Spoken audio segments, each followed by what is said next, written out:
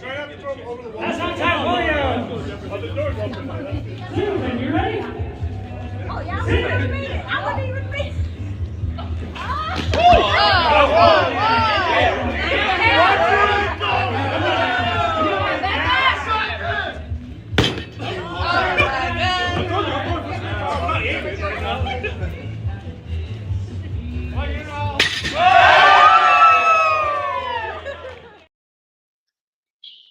Yo, yo, yo, yo. What's good, Yeah, Big A? what's happening, bro? Back in here like I left my wallet and keys, man. Yes, sir. Brother Welsh, we see you in the building. Yeah. Brother Dickie Fox, we see you. Toyo! So, yo, what's happening, bro? Big Dre, salute. Hey, what's up, Big A? Hey, what's Dre, happening, man? Dre got that serious hard coffee this morning. Salute, bro, salute. Hey, you're not wrong, Toyo. And I'm telling you right now, we taking a. Did you see that clip we just played, Toyo? No, sir. I just got in the house, Dre. Okay, Mike Dan is here. My wife is here. Miss McFarland is here. Dickie with a dollar, one piece. Salute the queen. Tip. Hey. Now look, I'm gonna play this clip again because this clip is very significant to how today is gonna go. Very significant to how this day is gonna go. Y'all watch this clip again, and mind you, this clip don't got nothing to do with dogs. But the topic today is, what is a dog man? Here's the clip. This is me on the diving board. That's on time, William. Susan, you ready? Oh, yeah, I wouldn't even read it. I wouldn't even read it.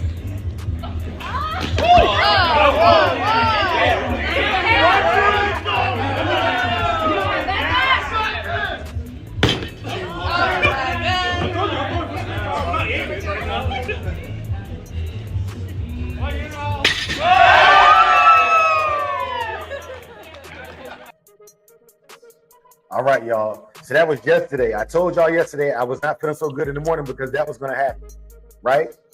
Now, this is what happened. They got together while I was at a meeting Thursday, and it was a pot in the shop. You could buy a pot.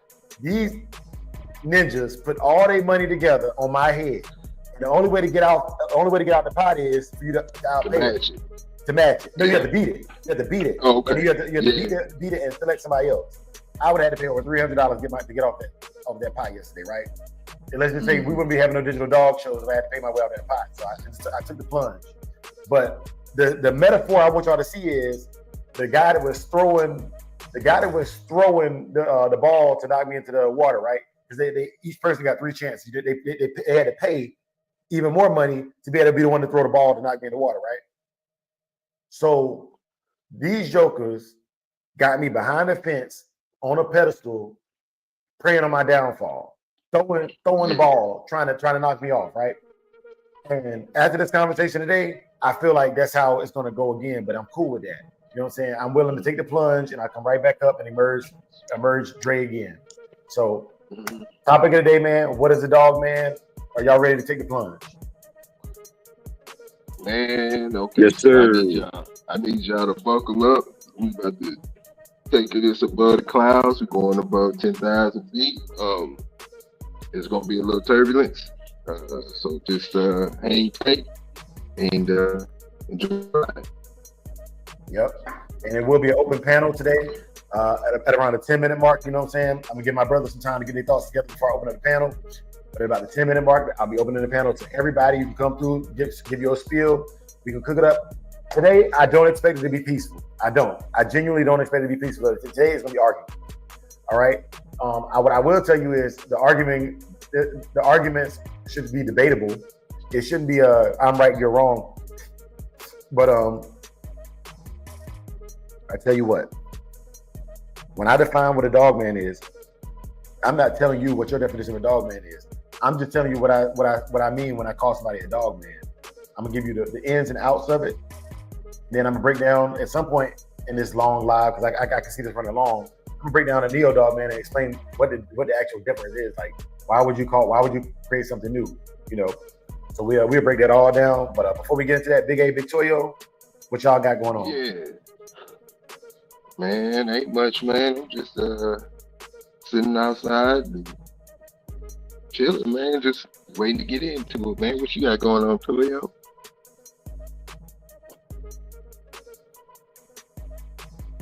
Okay. Yep. Tulio. Okay. All right. Okay. He'll be back. He'll be back. He's probably busy right now. He probably know him. He running his more errands because it's 7:30 here, so it's probably like 10:30 here. So he probably just the store's just opening and stuff. But we got it. We cover it. We keep it running. We keep My fault, bro. Somebody shot in my lane on the phone, so I had to cut him off. Handle your business. Yeah. Salute. Hey shit. What's today? Saturday. Gotta wait till do the games come on? Game come on tomorrow. We gotta wait till tomorrow to try to get back from last night. Yeah. I think it's some baseball on today though. I gotta check my FanDuel. But yeah, man. Well, you got money right. You got money right, or you just watching for the enjoyment, for the love of the game. No, for the love of the game, of course, but for the love of the Skrilla, I need to find a way to get that cheese back. Hey, so it is a game. It is a game that I play on my phone, y'all, and it was free bets. It's called 8-Ball Strike. I put $3 in, and I made $12 last night on 8-Ball Strike. So big ups on that, man. 8-Ball Strike. God, Big A, post that picture on the live, please. Man, I got it. Big A got something. That's sitting right now. That's me just sitting outside. Big A got something. Big A got something I want y'all to see, man. Pause. Whoa. Hey, yo. Not the Saturday morning goofiness, but check this out. They getting there, man. Why we Kennels in the building? Dogman over this big old world. Yes, sir. Man, Doctor in the building. Hey, Dogman TV. What's happening, bro? Brother Tony. Yo, Big Tony. Elevated in the building. Elevated. Salute. Elevated perspective. Yeah, man. Yeah. We here, man. The usual suspects are here, and we glad to see y'all here, man. But look, let's get to it. All right. So during this live right here, man, all my keyboard warriors and all my guys that like to join the panels, man, we're gonna open this thing up and we're gonna make it available to you. Dogman TV said, let's mess with them horses today. I don't trust them horses. But I got a thing for you. So we talked about the breeder versus the blood the other day, right? Now here's an example of the blood. This is a good example of the blood outworking the breeder. In the Kentucky Derby for this year, all 25 horses carried Secretariat blood. Every single horse, they're not all pure Secretariat, but every single horse had a portion of Secretariat in it, right? Yeah. That's where people are trusting the blood and it's working out for them. Because it don't matter who races. You're racing against other people with the same blood, and you trusting that only this bloodline within this breed can handle what we're talking about handling right now. It's got to be Secretariat or nothing. You know what I'm saying? And that's how I feel about the old yellow dogs, man. In 10 years, man, if you ain't got old yellow dogs, you will not be able to compete, in my mind. You know what I'm saying? In my mind. Yeah. And the only way to prove me wrong is to compete and do it. You know what I'm saying? So, hey, I'm putting it out there, and I'm not saying you can't do it. I'm just saying what my goal is. Now, you do whatever you got to do to stop that. You know what I'm saying? Do whatever you got to do to stop that. It's a dog out there named Royal Hill. Me and Nonstop be trying to find them, right? We be trying to find them because we want money off of them. If y'all find Royal Hill, we try and track him down and see where his next race at. Because, man, that joker came through for me and Nonstop off the fly. So, if y'all see Royal Hill out there, we looking for him. Salute. And I ain't jiving you. The joker called Royal Hill. Okay. Big A, what's that right there? It's I think Hanzo, the dog of the week. Good. Yeah. You say arigato like we say arigato. Hanzo. Yeah. Yeah, man. I think this is another picture of him right here. Ooh-wee. Ooh-wee. That's nasty. Yeah, man. So yeah, man. I'm ready to get started, man, because it's gonna open up World War III. I'm about to drop the link. Y'all, let me finish my thoughts. My brothers finish their thoughts still, but I'm dropping the link now. But just when you come in, just be patient with me because I'm getting my rocks off today. I'm getting my rocks off, and There's gonna be some over talking and all kind of stuff today, but we're gonna get to it. Mentally put on your big boy pants and pull your skirts down today. That's all I'm saying. Hey Dre, you see what your boy said out in the chat about Secretariat? That's a good fact. Oh, I didn't know that. See, I didn't know that. That's what's up, though. That's what's up. Secretariat was bred by a Dogman. Hey. Man. Yeah, I can see where this we about to, bro. We about to. I hope y'all cleared y'all schedule for this Saturday. I told y'all Wednesday what the topic was. But let's get to it. Oh God, please! Every time I get ready to talk, Big A put another picture on the screen, bro. Look, that right there, man. Who dog is that? That's Michonne, man. That's Michonne. Yeah. How's that dog bred, bro? Man, that's an old yellow dog, man. Old yellow. Well, tell me about them old yellow dogs, Big A. That is old. Yeah, that's an old yellow dog, man. What is the old yellow dog? Man, typically it's old yellow dog is typically a dog that's willing to work, fun to work, willing to please. The list goes on, man. But yeah, they're pretty much a dog that can fit any category that, when it comes to the work. For sure. All right, y'all. So check this out. Check it out, man. I'm proud of her. And man, it's a lot going on.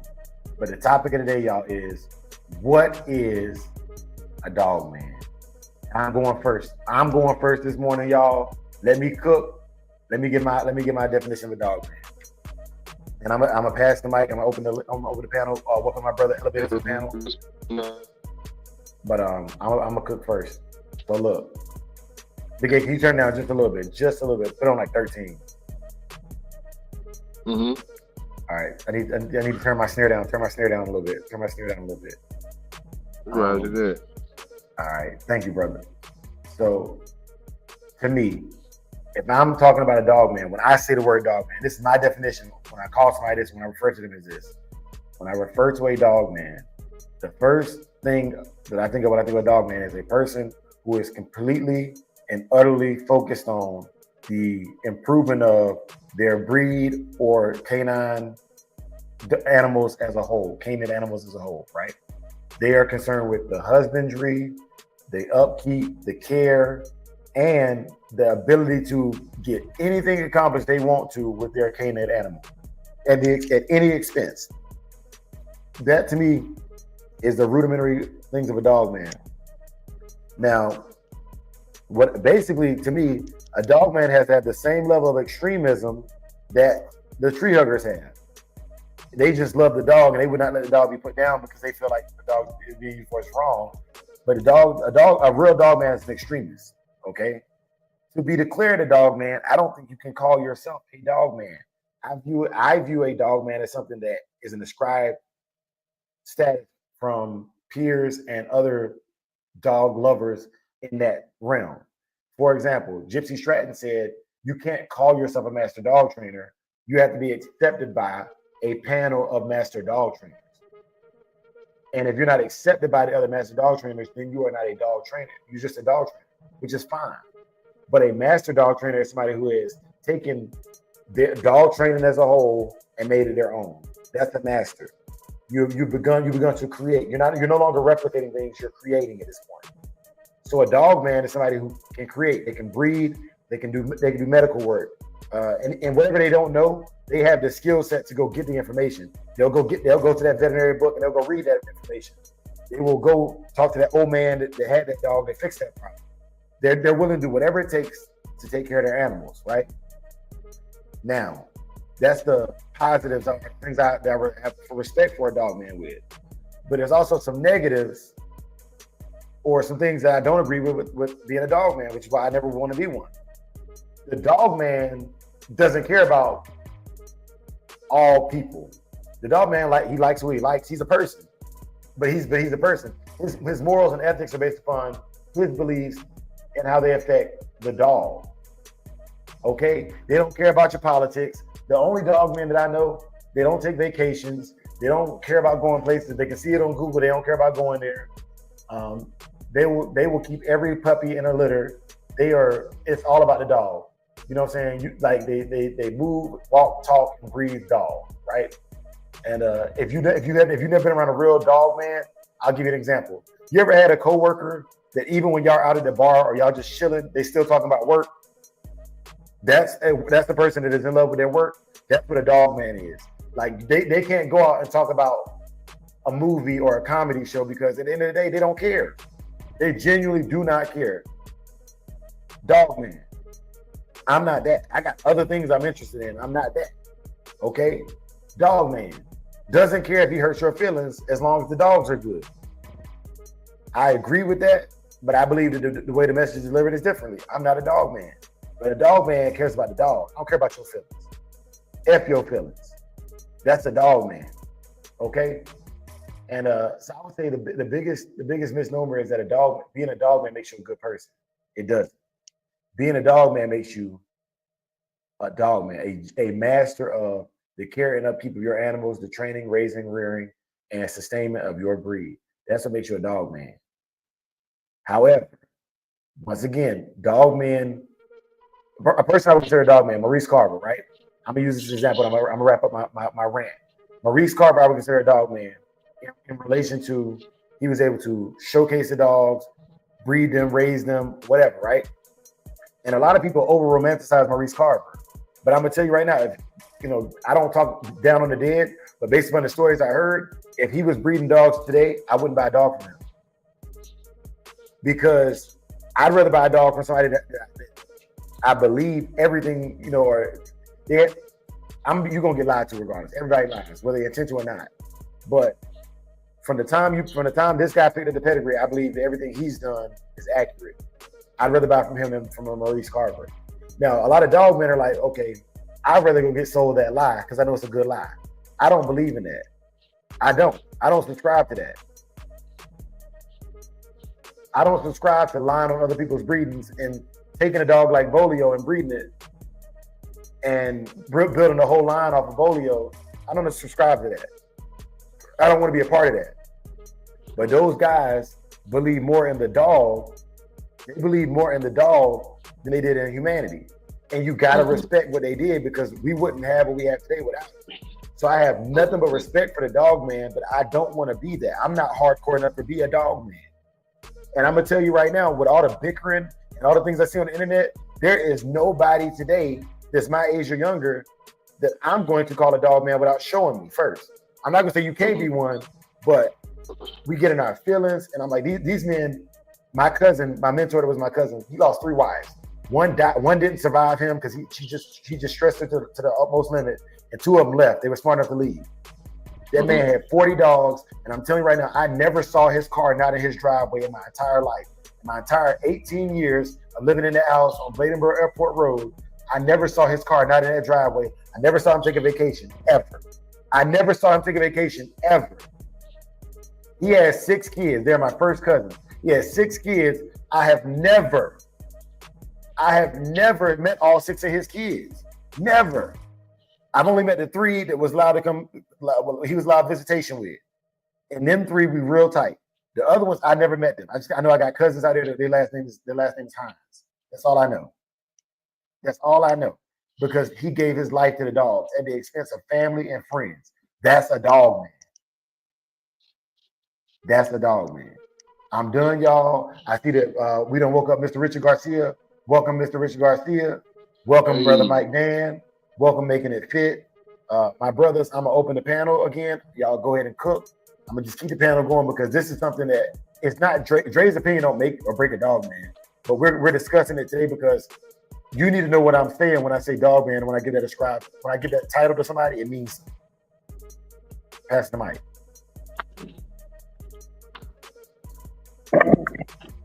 All right. Well, can y'all hear me? Yeah, loud and clear. Uh, that was a good one, Dre. Well, that's that's a deep question, a heavy question. So I'm gonna try to answer it in my way. Like Dre said, it ain't no wrong or right. It's just what it is to you.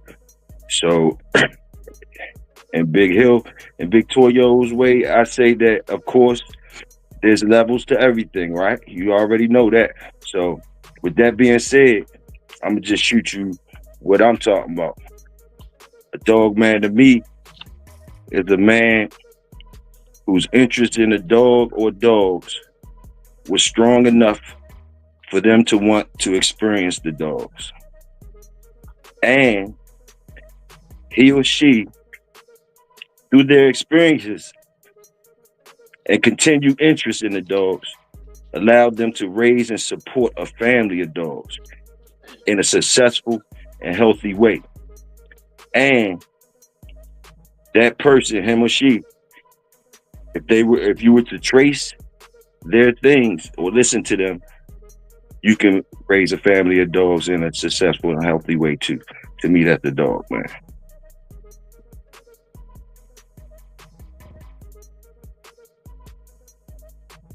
Salute, Toyo. You very profound. Big A and Elevated, y'all here, cook. I need y'all to cook this morning. We talking this morning. We're discussing. What's up, fellas?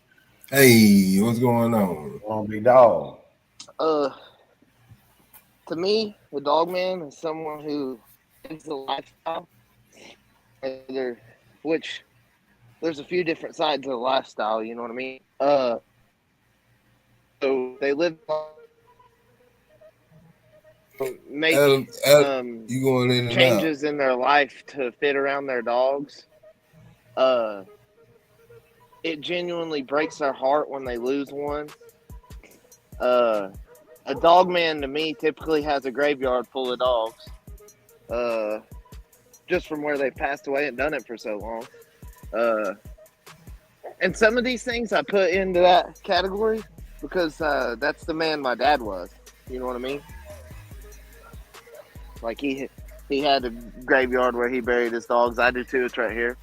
It don't matter. Like if I lost one, I got one from Kentucky from Jay Gone Missing, and if I lost her, like it would genuinely break my heart. Every time one dies, it bothers me.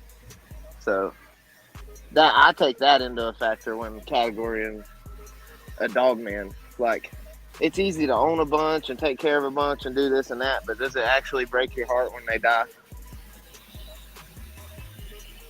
That's what determines a dog man to me or not. Fair enough. Fair enough. Now, Big A, you've been sitting over there real quiet. Elevated done spoke his piece. Big Hill done spoke his piece. What's up? Man, I definitely agree with what you were saying as far as not calling yourself a dog man. Being issued the name, somebody would have to call you that before you call yourself that. But typically, man, like I think a dog man excels at a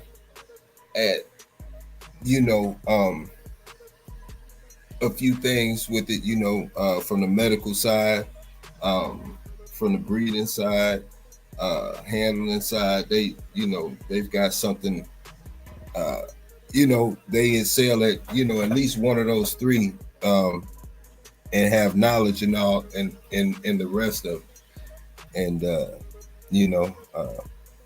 it's different levels to it. I don't consider myself a dog man, but these dogs are a big part of my life, though. Yeah. Yep. Yep. Do you think that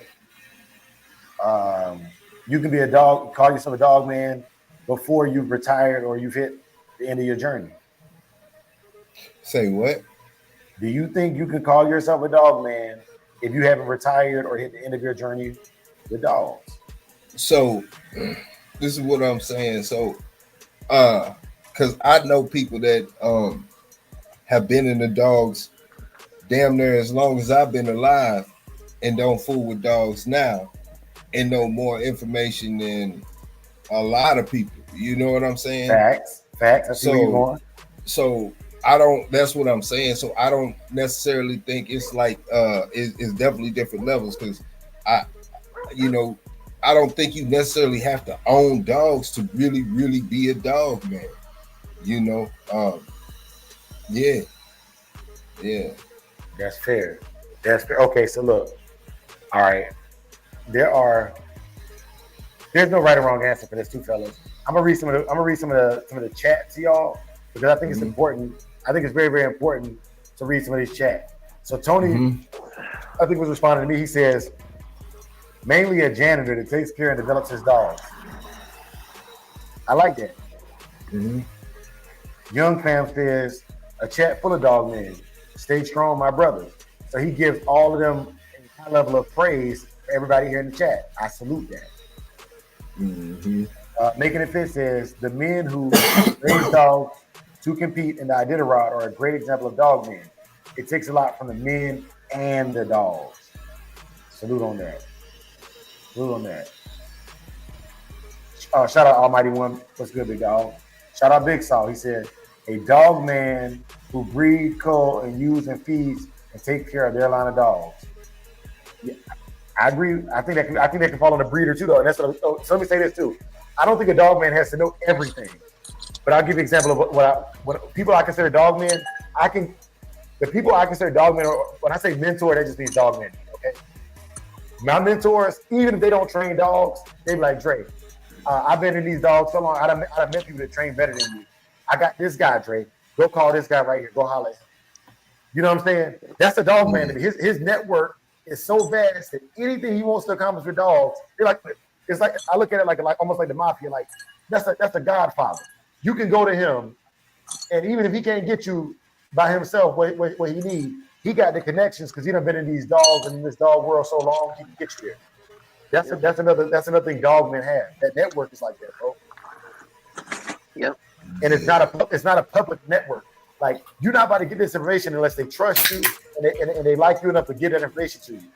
You know what I'm saying? Like a dog man is like a godfather in the dog to me. You know what I'm saying? So when I hear those terms, man, I'm very, very like, look, bro, like I think a lot of my age and younger, like we hear it and it's like I ain't gonna say it's a clout thing. It's a thing that you don't really understand what it takes to be a dog man. It's just like, okay, I had friends that was growing up, you know, they was calling themselves Bloods until they got G-check.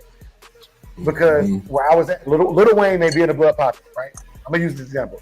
Little Wayne may be in the blood popular, right?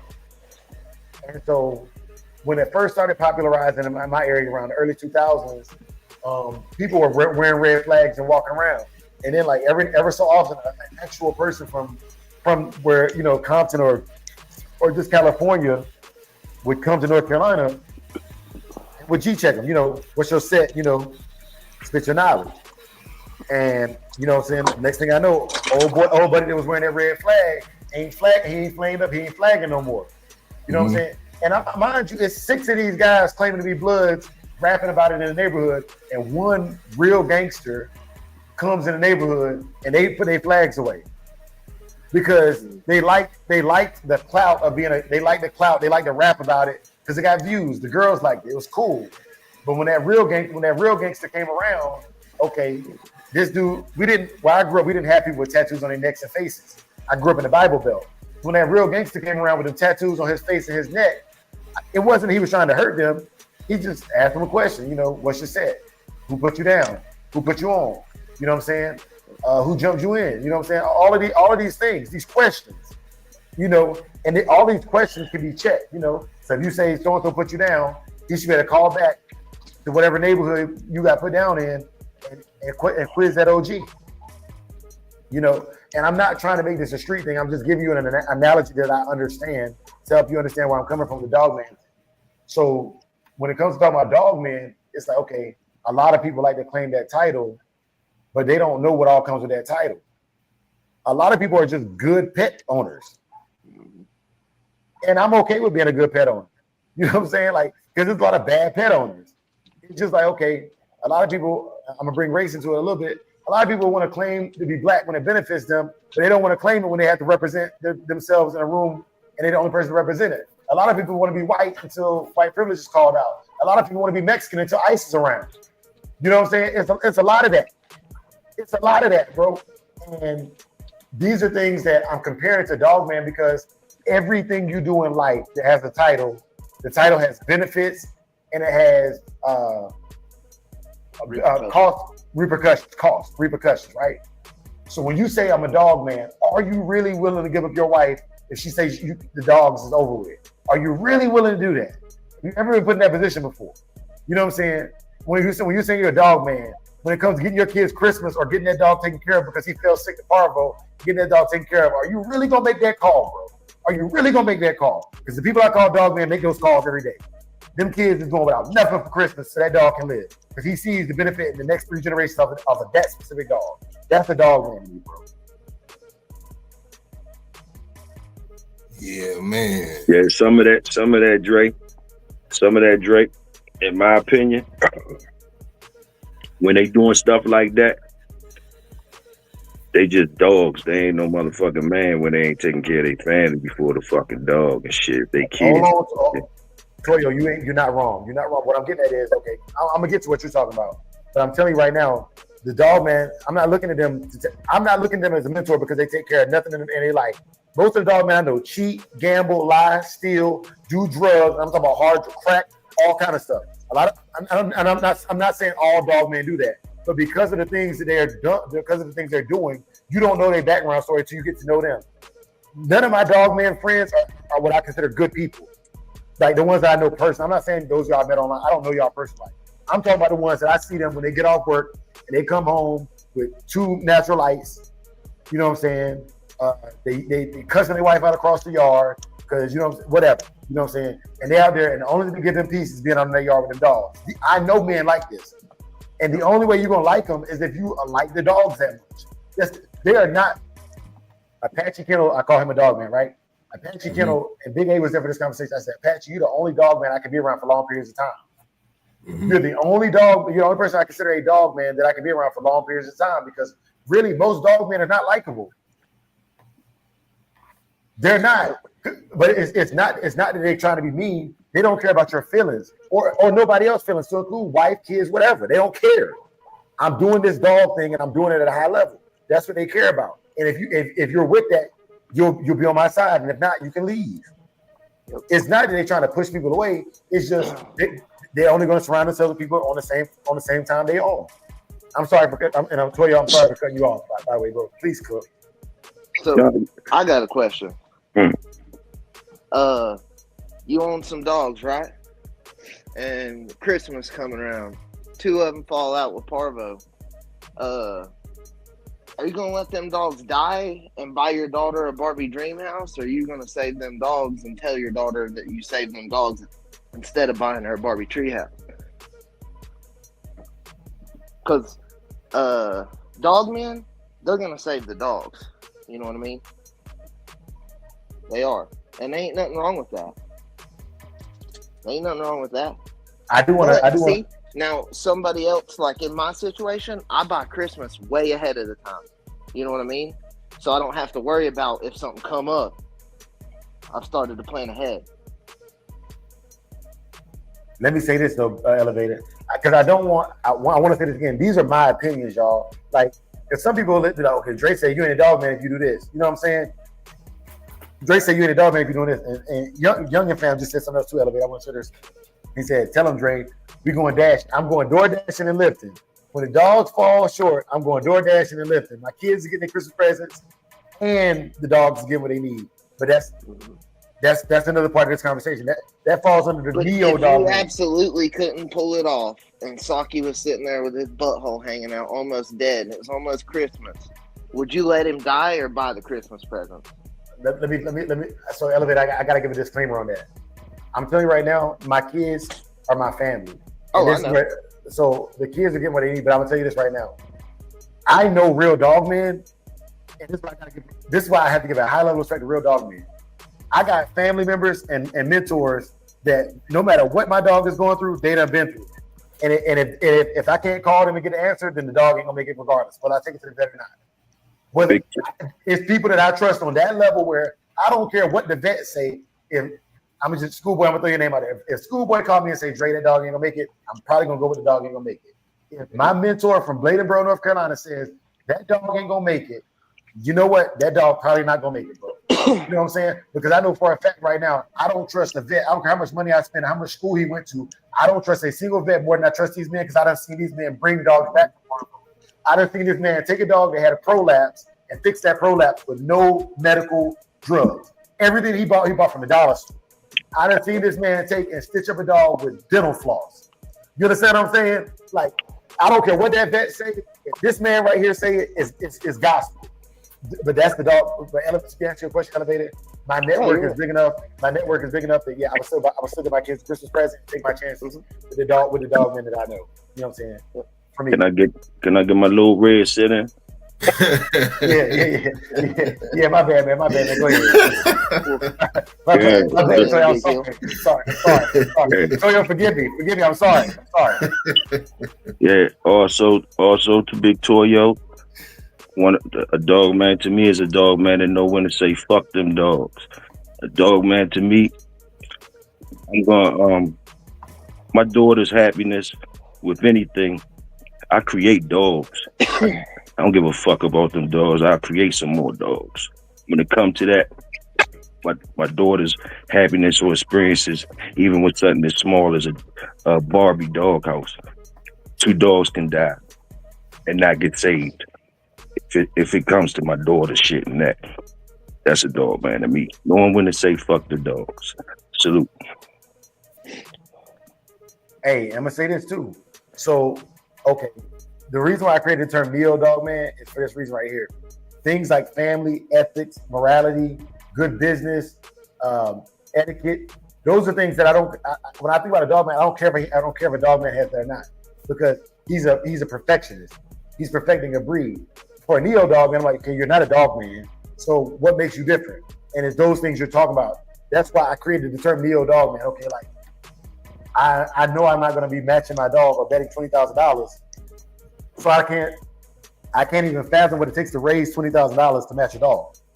I can't fathom it. I can't fathom losing a dog for poor aftercare because I'm not a hog hunter or a dog fighter. You know what I'm saying? I'm not. And because of that, man, I don't know. So I got to do things like Lyft, DoorDash, work 3 or 4 jobs, find time to spend time with my family. You know what I'm saying? I can't gamble with big lump sums of money. I don't have that. So I created this network, you know what I'm saying, this Shogun Unlimited network for neo dogmen. However, I don't want to exclude dogmen because all the knowledge I got came from just dogmen. You know what I'm saying? Like just dogmen. And I was like, okay, I like all the knowledge you got, but I don't like everything about your character. So while I respect your knowledge and respect your work, I like to talk nice to people. I'm a nice person. I'm a friendly person. I don't think all dogmen are friendly. I think there are some dogmen that are friendly, and I respect them more for it, but they don't care about how you view them. Neo dogmen actually care about their public engagement. We want to be engaged. I want to be able to show my dogs. I want to be able to walk my dog down the street. I want to be able to do these things. I want to be a regular person with a dog, just like I go to retrieve anything else. The dogman is like, no, F them people, F the public, F everything. That's how I view it, but that's my opinion. You know what I'm saying? So like, I agree. You know what I mean? Like, but everybody got their opinion. I'm gonna drop the link again to y'all because I know we could. I know we could. I feel emotionally charged. That's when Big A people that he called dogmen come in. When some of them dogmen he said sometimes you don't gotta own dogs and you could know more than people with dogs. At some point in time, them dogmen said fuck them dogs. Yeah. I will say this: my mentor, he don't got pits no more. They all died out this past winter. I didn't know. I found out secondhand. You know what I'm saying? Ghouls around the area watching his yard. You know what I'm saying? Other self-proclaimed Facebook dogmen watching his yard. All his dogs are dead. That line of Cruz, Mims, Crosses are dead. They're gone. You know what I'm saying? So I done heard through the grapevine without him telling me He sends me a message this week. He got some German Shepherds and some Malinois now. He's done with the headache of he's done with the headache of the game dogs. And you know what I'm saying? And a person in this chat or off this chat that I would say could go over there and stop everything on his yard. Not one. I've been there. I've seen it. Everything on his yard when he had them was killers. How do I know? Because his culling process was, I leave the litter together, and the puppy that survives to adulthood is the dog I keep. That was his culling process. They stay in the same 10 by 10 until somebody says, none of you other dogs are eating it here but me.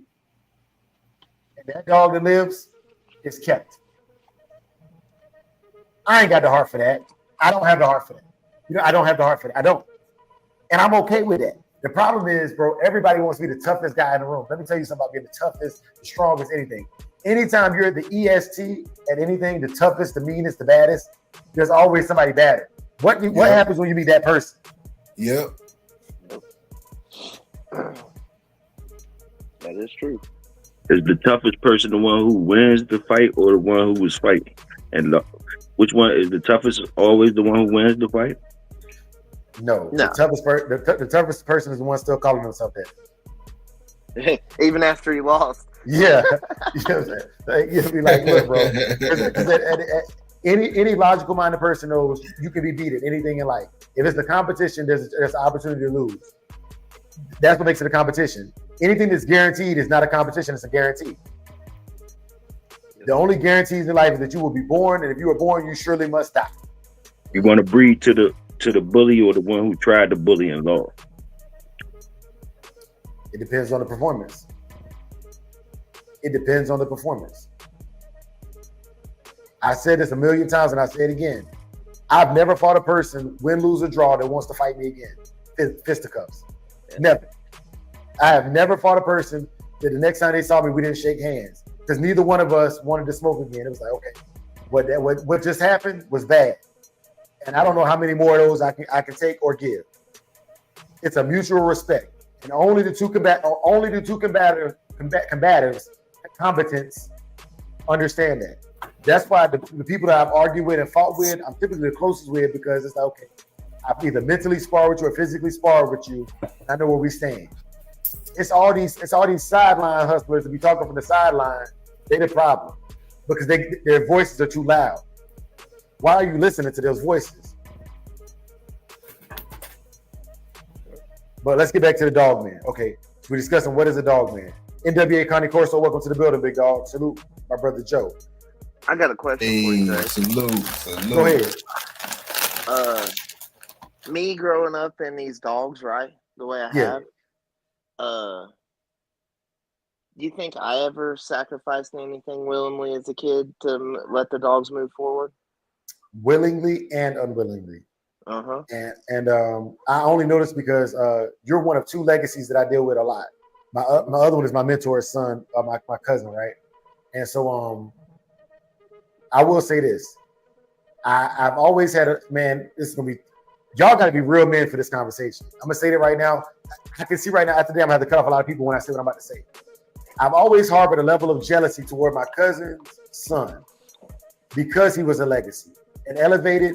You're my brother, but I've always harbored a level of jealousy towards you because of you being a legacy dog man. But I tell you what, that level of jealousy has never stopped me from loving you or having your best interest at heart. But it's there. I can feel it. Sometimes you're like, my dad had this, my dad. I'm like, my dad didn't have those things. Jealous. I wish I had that. Right? I wish I had that. I wonder how far along I could be if I would have had that a generation ago. You know what I'm saying? Does that make sense? Yep. Okay, so when I talk to legacy dog men, one thing that I think they don't realize is how hard it is to just get in the game, right? Like how hard it was to just get my first dog. You know what I'm saying? I'm like, okay, so you got these dogs, you talk about this, blah. You don't know how long it took me to find a dog man that was gonna trust my young, goofy, gap-toothed, glasses-wearing self with the dog in the first place. You know what I mean? You don't know that struggle. So it's almost like, bro, like, how you gonna expect me to respect you when you ain't been through what I've been through? Now, hold up, that's called comparative suffering. All right, let me clean this up. That's called comparative suffering, right? Where, okay, because I've been through it, you should be able to go through it, or I only respect who've been through what I've been through, right? That's crazy. But I will tell you this, and this didn't happen with you. You did what I would expect my cousin to have done. My cousin, my mentor, who I told you his dogs all died this past winter, his son has had 3 males off of him.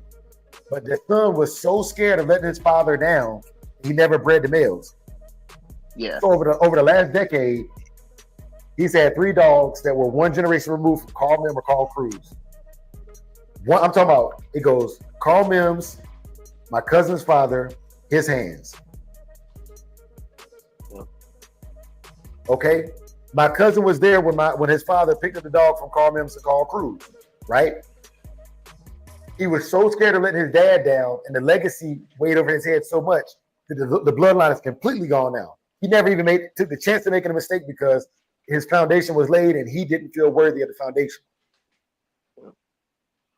So that's the stress I don't know. That's a reality I don't understand, right? So for me, that's something I can't tell you about your journey. All I can tell you is, Dre is human. And when I say I felt jealousy, that doesn't mean I'm out here doing things to sabotage you, because I'm not. I understand what jealousy feels like, and I understand when that happens. Y'all got to figure I'm gonna have to curse this morning, y'all. When I feel jealousy, when I feel envy, when I feel sloth, when I feel laziness, when I feel inadequacy, when I feel insecurities, you know what that's a sign for me to do as Dre? That's time for me to get the bitch out of my system and check myself. Put $1 in the swear jar. Yeah, I'm gonna put $1 in the swear jar. You know what I'm saying? An extra $1 toward dog of the week next week. But I needed to say that because there comes a time when Dre has to track Dre has to check Dre and understand that just because what I'm feeling don't mean that make it right or wrong. I have to take me out of the equation and look at what's real. Schoolboy, what's going on? Schoolboy in the building. Hey, what's happening? Hey, what's happening? I'm doing good, man. Thanks. Yes, sir. How your wife doing, man? She's getting better. Good. Thanks for asking. Yes, sir. Yes, sir. Yeah, that's a good topic. Yeah. Always a good topic. Unfortunately, I don't have an answer to it. Come on, schoolboy, give me something, man. You want something? I'll give you something. Yeah, everything. What Dre said in the beginning, it's opinion. That's all it is. So everybody's opinion is valid.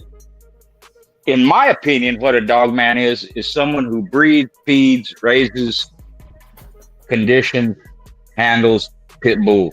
As far as pit bull dog man. Yeah. And if you search the word dog man, you got to go through a little bit of searching to find out a dog man, the term dog man related to dog. Yep. Because they tell you it's a worker, it's a type of worker, it's a mythical creature. Mm-hmm. And then when you get down to it, it'll say someone who trains and breeds dogs, basically. Yep. That's about as simple as you can get, but there is no definite answer. It is opinion. And Stratton was right. Most of the time, you don't call yourself a dog man. Other people acknowledge you as that. He don't call himself that because he's more of a historian. So you believe it's a word created to refer to each other, to acknowledge each other? Yeah. Well, in the sense that, because a lot of people say, I'm a dog man. I'm going to die a dog man. That's what I am. Mm-hmm. I don't see a problem with what I'm saying is what validates you as a dog man is your peers acknowledging you as a dog man. What does that entail? As much as possible. Okay. And whoever said it is right. Nobody knows everything. I don't care who you are. Schoolboy, can you clear something up for me then? Okay, so, I think with dogs, there's more people into dogs than chickens, but every man I know that had fighting cocks, I called a chicken man because I didn't know their skill level and I didn't understand it enough, right? Right. Would you say that's pretty a general consensus, or yeah? Would you say there's level or people? Yeah. No, that's it. Better? Yeah, that's some people have used that as a moniker, Chicken Man or like Chicken Sam, because he was a dog man, but he had game fowl too.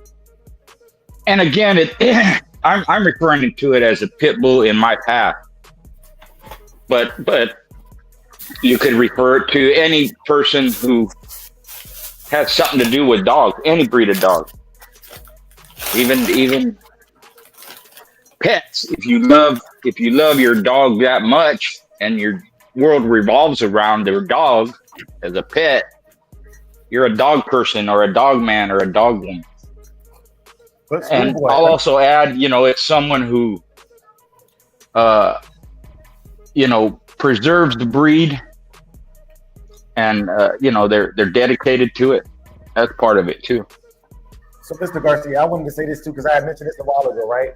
And I don't know if this falls under dog man or dog lover, but okay. So, I was talking about seeing strays on the side of the road when I'm driving down the road, right? I don't stop to pick up strays on the side of the road. I don't. I might call somebody and let them know, hey, there's a stray out there, whoopie-woo, or if I see a collar or a leash, I might. But if it's not a pit bull, I'm not stopping to check on it. I'm not. You know what I'm saying? Like, it's not happening. Yeah. And so because of that, I don't consider myself a dog lover either. I love American Pit Bull Terriers, right? Personally. Right. What do y'all think about that? So you're a fancier.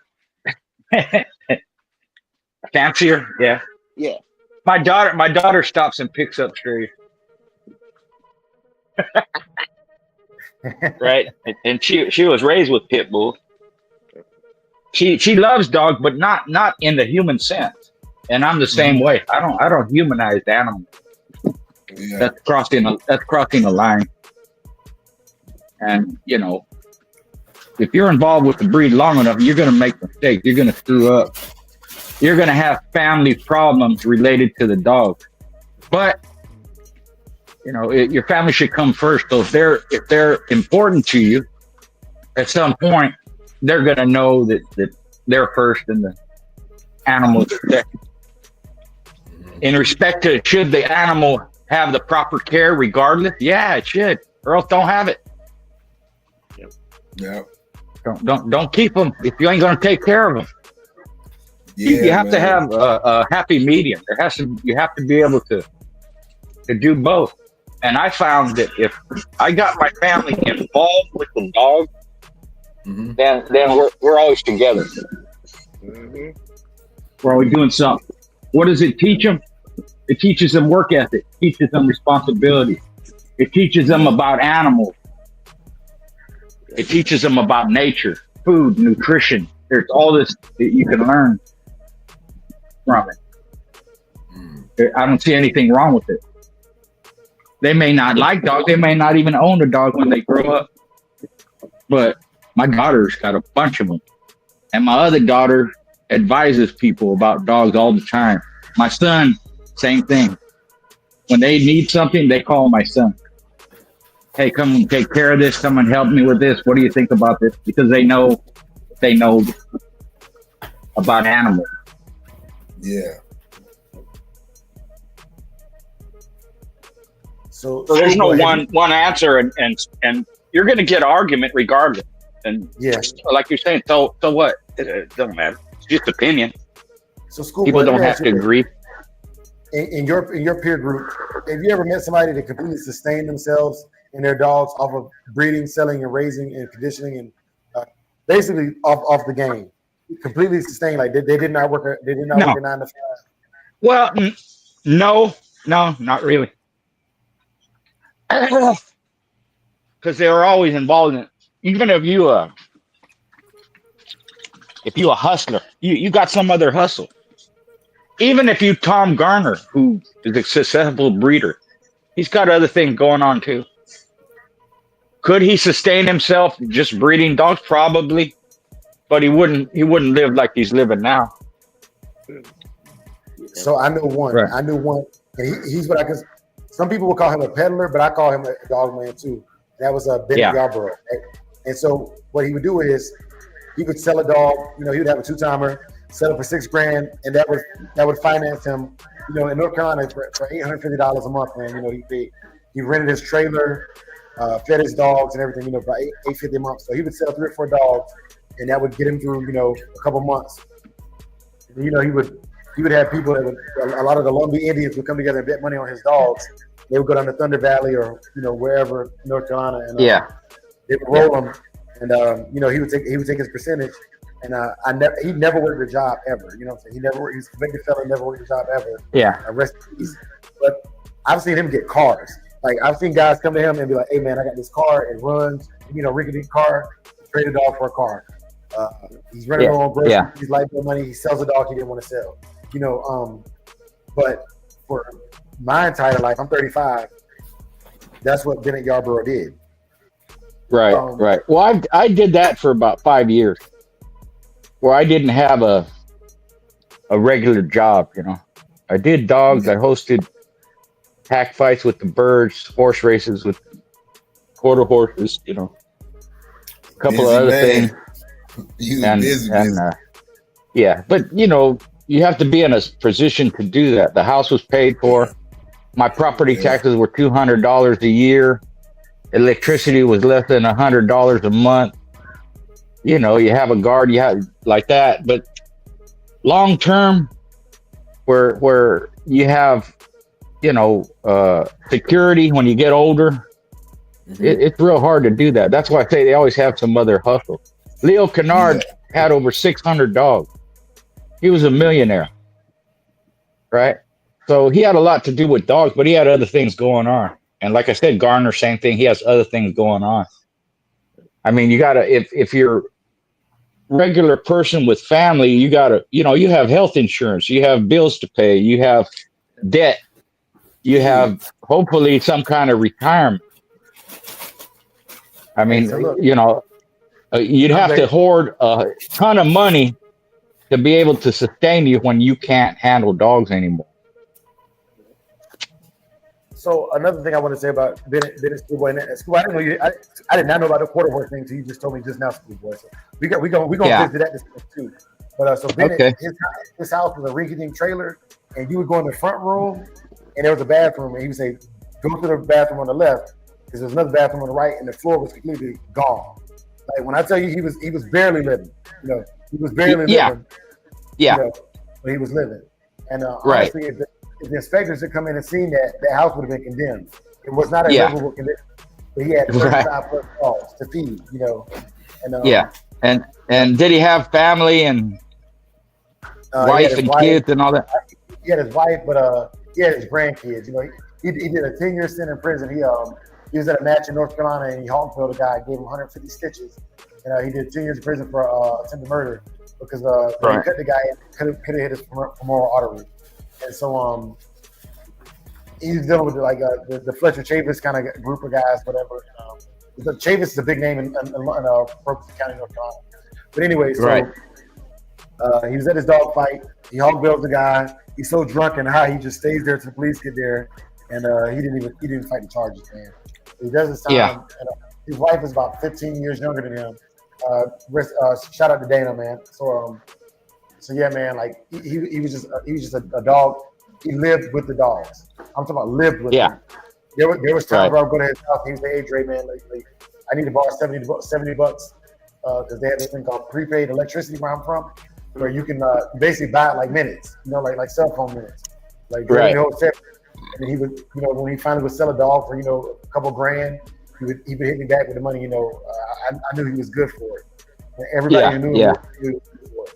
But, Schoolboy, talking about these horses, I mentioned the Secretariat thing. You know, all 25 horses in the Kentucky Derby had Secretariat blood. I didn't know you hosted a horse race. Tell me about that. Yeah, the Mexicans like quarter horse races. So from my house to the stops, I lived on a dead end road surrounded by almond orchards, and there were, you know, different agriculture. There's orange orchards and kiwi and different kinds of nuts. Anyways, I live out in the country. So from my house to the stop sign is a quarter mile. Paved road. But on the side of that paved road were orchards, so it's all dirt. So they could run from the stop sign to pass my house and then have the marker at my house. And they could run, that was a quarter mile. And they just show up with their horses and make bet, you know, and do like that. Same thing with the game foul. I was just the host. I wasn't involved in it. I hosted hack fights with the game foul. So every 2 weeks during the season, they'd come and I'd provide the place, the pit, the food, and all that. And I did the same thing with the dogs, except I was involved with the dogs. A lot of times I had matches at my house. I was part of the show. And it's, you know, even Earl Tudor or Carver, you know, they really didn't. I don't think Earl Tudor ever had a regular job. But like I said, they have some hustle, you know, moonshining or you know, other nefarious stuff that was legal, you know. I think so I'm glad you brought up Earl Tudor. Earl Tudor is also the thumbnail. It's an augmented photo of Earl Tudor on the photo, the thumbnail for this video, right? And so all accounts I've heard of Earl Tudor was when I think of a dog man, I think of Earl Tudor. They said he was pretty much a jerk. And his wife is pretty mean too, you know. So I don't know how true. I don't know Earl Tudor, rest in peace. But I think of dog man. That's what I think of. Somebody who they don't care about your feelings. They care about performance, winning, and they live a life with the dogs. That's what I think of. Right. With dog. Right. Well, like a lot of people, you know, if they're your friend, they're your friend. If not, you know, they you don't want to get on their bad side. And it could be that the way Tudor lived, it could be he was a PDA, it could be his stature had something to do with it. He was a small person, so he got in a lot of fights, you know, and he could fight. So he appreciated men that were tough. He appreciated the dog, game fowl, all that. You know, one of his proteges was Jimmy Wimberly. They used to bet on Jimmy Wimberly. He'd take on anybody, you know. They'd have the cockfights or the dog fights, and then Wimberly would get in there and, hey, I'll fight anybody for so much money or whatever. So that was just kind of their way of life. They were brought up poor. They raised, you know, tough, and you had to be tough. And they appreciated heart and gameness and durability, toughness, and all that.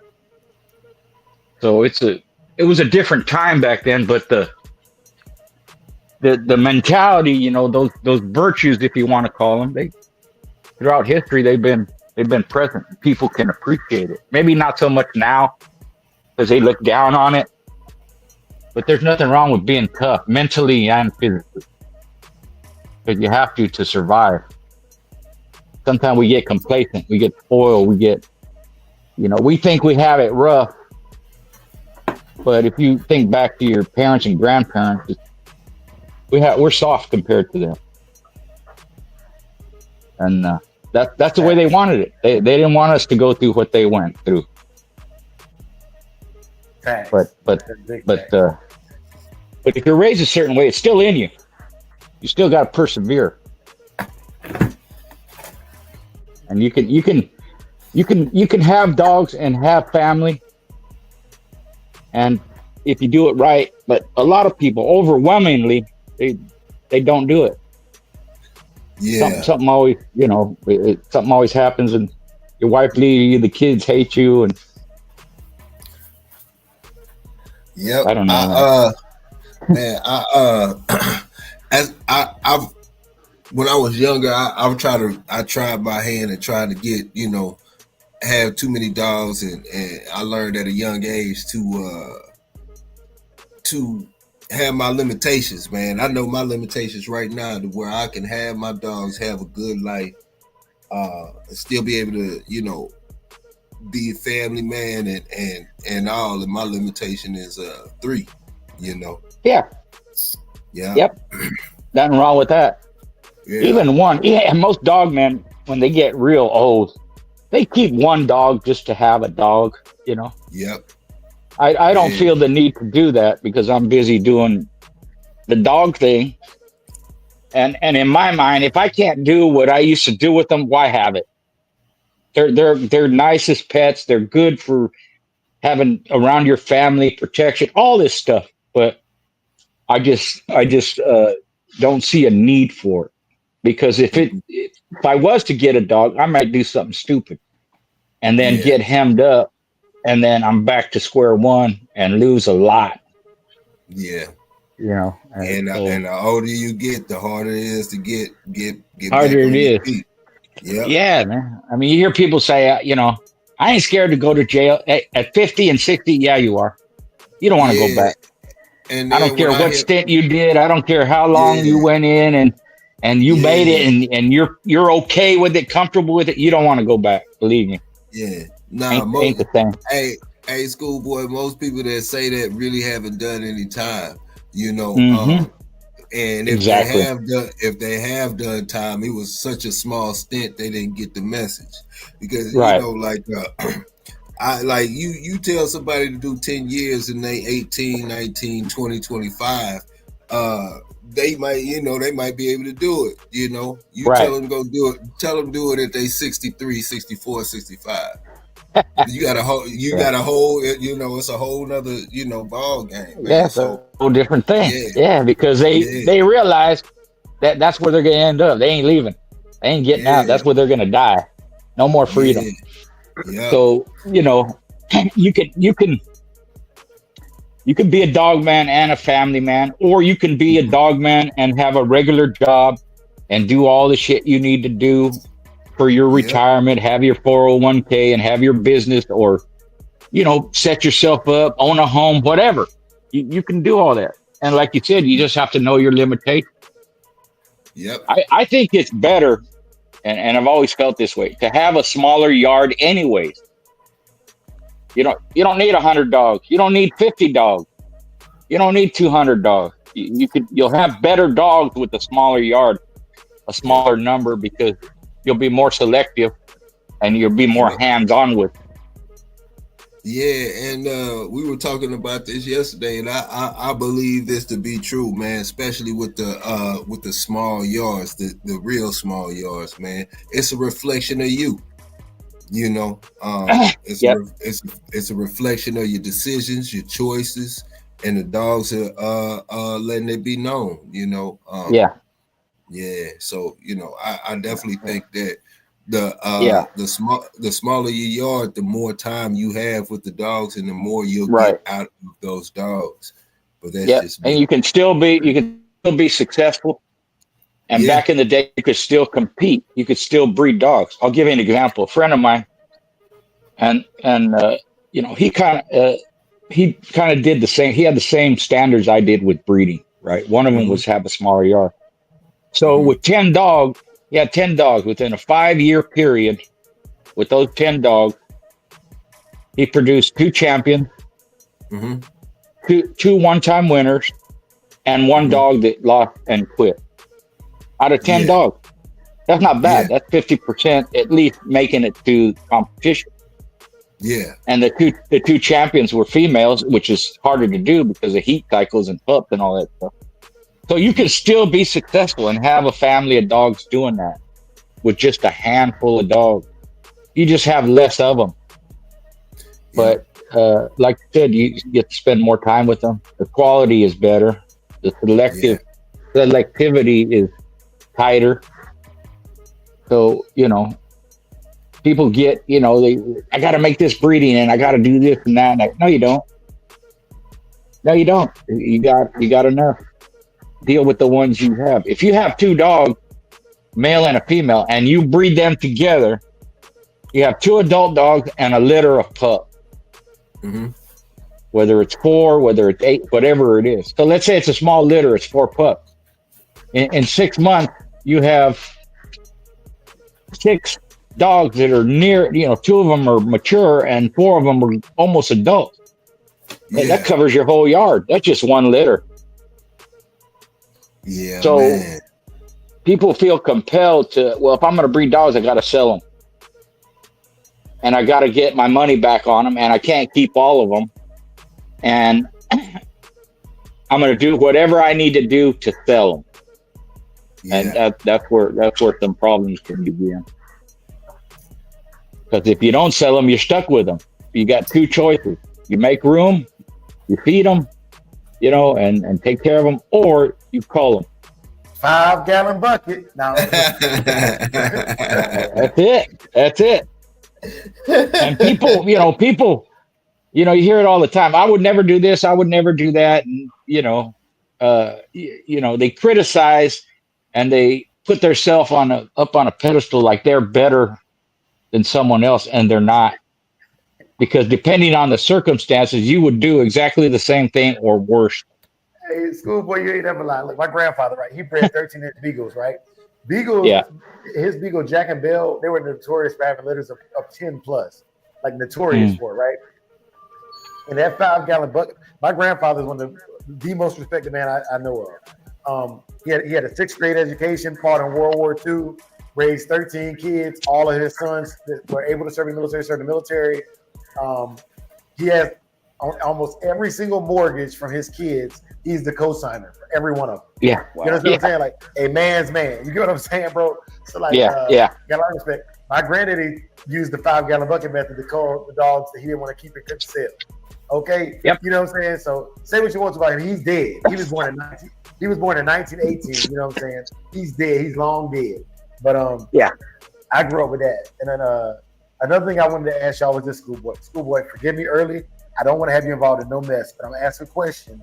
It's a little crazy. It's a little crazy. So just warning them. All right. being that there is no right or wrong answer for a dog man. I spoke to Big A about this back in December, January, and we haven't enacted it yet. But this year we're going to be enacting it, and we're going to piss off a lot of people. And I don't care how they feel about it. But we're going to be starting the Dogman Hall of Fame with the Shogun Unlimited Network. And what's going to happen is, just like how NFL players and NBA players get voted on by a ballot of their peers, we're going to be soliciting for one dog man per month for the year, and at the end of the year announcing and buying them jackets, buying them blazers, you know what I'm saying? It says, we just want to say thank you, you know. Right. So we're doing that. And I'm glad you put up on this episode, Schoolboy, because I'm going to give y'all my ballot. My ballot. I'm giving y'all my ballot, and ballots are submitted from the crowd.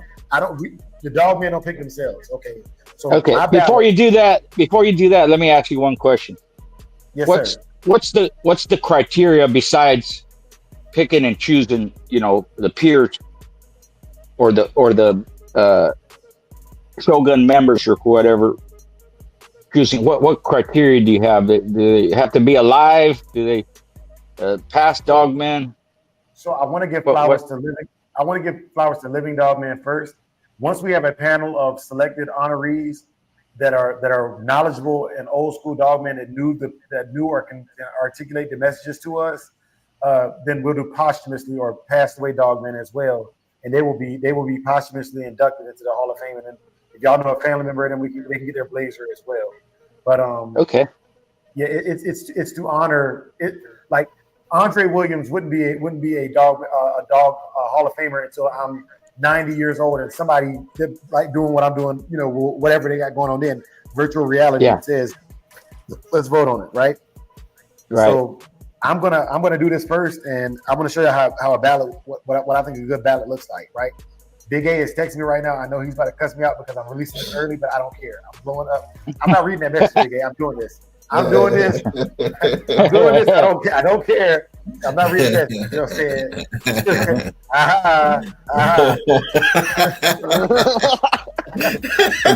saying? Sometimes you just gotta run with it. Yeah. Okay. So look.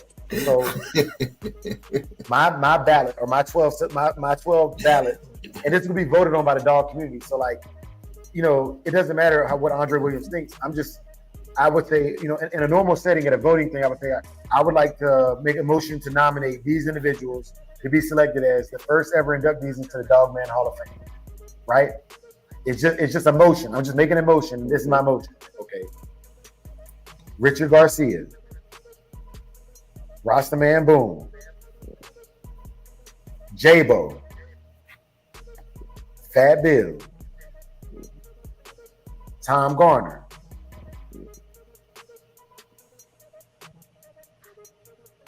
okay, now look, I don't have this written down, so I'm this off the dome. Mr. Abraham,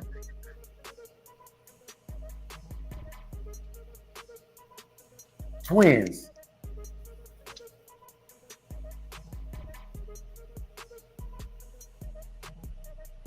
Can I nominate one? well, hold on, this is my ballot. Okay.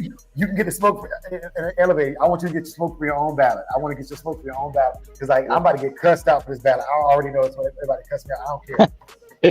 This is why I don't care. I got seven people I would nominate right off top of the dome. You know what I'm saying? Like, right off the dome. Sorry, Floyd Boudreaux, Mr. Boudreaux. Pop.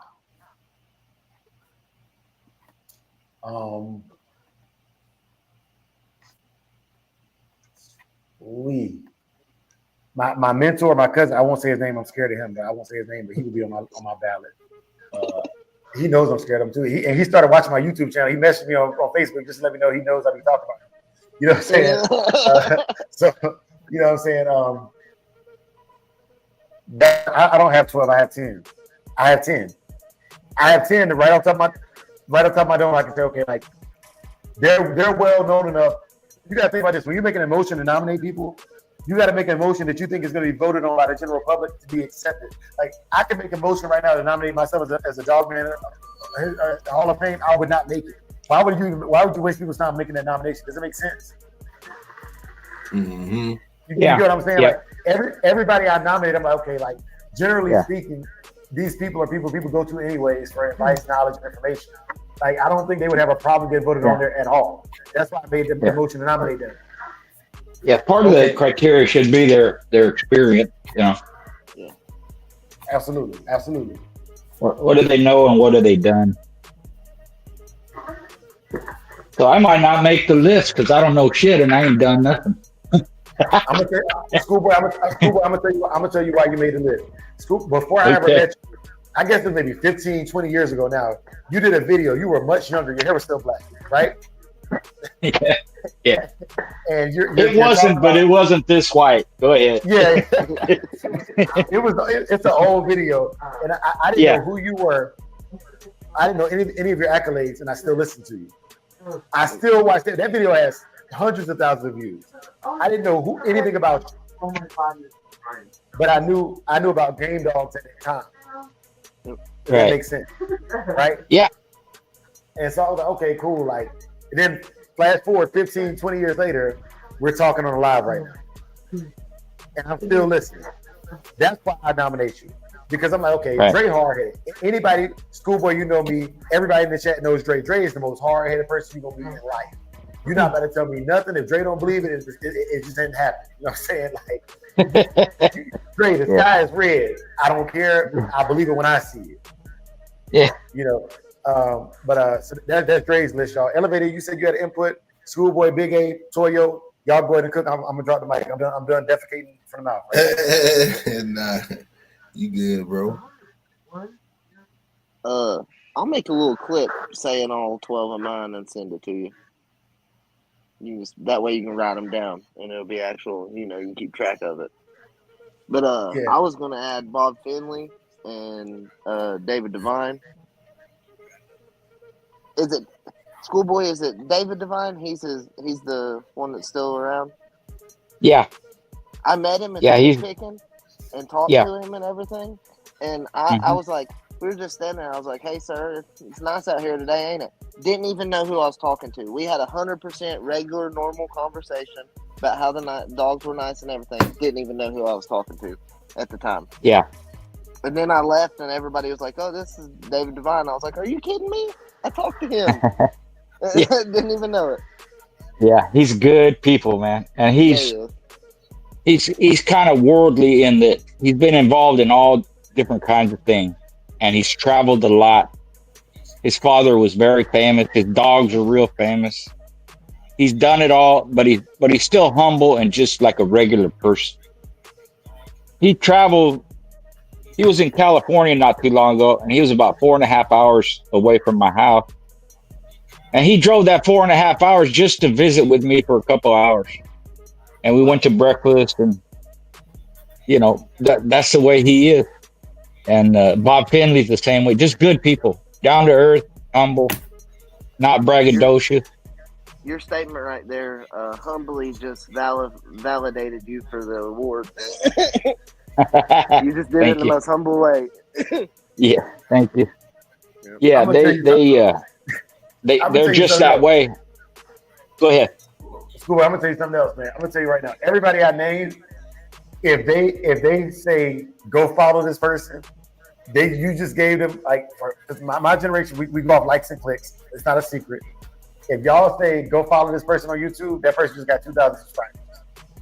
That's another reason why it's not about the cloud. It's about the influence. You know what I'm saying? Like how much influence does this person? There's a lot of great bulldoggers that I don't know if there's like you said, Schoolboy. There's people who know more than anybody on the internet, but they're not sharing it. What does it matter when they die? The information dies. I don't care. I do not care. Yeah. You know what I'm saying? Like I don't care. Like I'll never know what I don't know. There's known unknowns and there's unknown unknowns. Those people are unknown unknowns, and when they die, it's over with. It's as if the information never was. They didn't write a book. They didn't leave a memoir. They didn't leave a letter, a video, nothing to keep the information going. When they die, that line of information is gone, just like a line of dogs. So while I have an utmost respect for those people and the people they did actually influence, you know, their proteges and their offspring of their knowledge, yes, they kept it going. But the direct influence, the credibility is not there for that person. You know, so if they don't get nominated, you know, that's because their proteges didn't give them the right level of flowers, I would say, right? So all my mentors gonna go on. Mike Dan, number 11. I'm putting Mike Dan. I don't care what nobody else says about Mike Dan. Mike Dan has mentored me. I'm putting Mike Dan up there. Okay, and at number 12, I don't know. I gotta float number 12 spot for somebody I might have forgotten. You know what I mean? Straight up. But these are one of the things. These are one of the things where it's like, okay, like it don't matter what I say because at the end of the year, every year we want to do this, right? So each year the inductees will be able to also have their opinion on, okay, we the inductees with our Blazers don't think this person should be a part of we don't want this person affiliated with us. Cool. Cool. And I'm a member of a group let me tell y'all this story. I'm a member of a group like that. The military training instructor of the year, right? The drill instructor of the year. We have a chat on Facebook. I'm in a chat with guys who are military training instructors of the year from 1977. Okay, but now I'm a part of that consortium for life. My name is on a monument right where theirs, right? And when there's a new inductee, even my opinion matters. So if one of us says the person shouldn't be added, we have a majority vote. Does this person represent what we think we call ourselves force generators? Does this person represent what it takes to be a force generator? And if it's not a 51 or greater vote, they will not be added as a force generator of the year. They will not be added. Period. Right. So how often are you going to have vote people in, and how many at a time? Is it just one person a year or one a month? So because y'all are still living, we're trying to get y'all in there sooner than later. So I think we're going to start off with 12 for a couple years. Because eventually you're going to catch up. Eventually we're going to catch up. No, you'll never catch up. Yeah, there's too many. There's too many people. That's why I asked, because if you were to do one a month, you'll be okay. Or if you do 12 a year at the end of the year, you can get a lot of people. But over time, you'll never catch up. Even if you did. Let's say you did 12 a year, for the next 20 years. It's not that many people. If you're going to do it, like you said, you're going to do current people, and then you'll do posthumously. You're going to have goes unsaid, Schoolboy. So what I would like to do is, like, let's say, like, okay, you get inducted, right? I make the motion nomination, you get inducted, and you go, okay, well, I'm inducted, so since I'm an inductee, I'm gonna make a motion to nominate. I don't care if you nominate 20 people. You're an inductee. The community is Sam's your legend. Yeah. Wait, big. Let me finish. So, I want to hear more about this monthly thing, Schoolboy. I do want to hear more about this monthly thing. But let's say we inducted somebody once a month, right? Do you think we would be able to catch up once a month, or do we need to go 3 or 4 people a month? What? No, I mean, if you do too many, here's the thing: if you do too many, then it loses its shine. Yeah. Yep. Right. And if you don't do enough, you'll never catch. You're not going to catch up anyways. But if you flood the market, then it loses its validity. It doesn't matter that much. For sure. So okay. you could do one a month, or you could do, like you originally said, a bunch of them at the end of the year.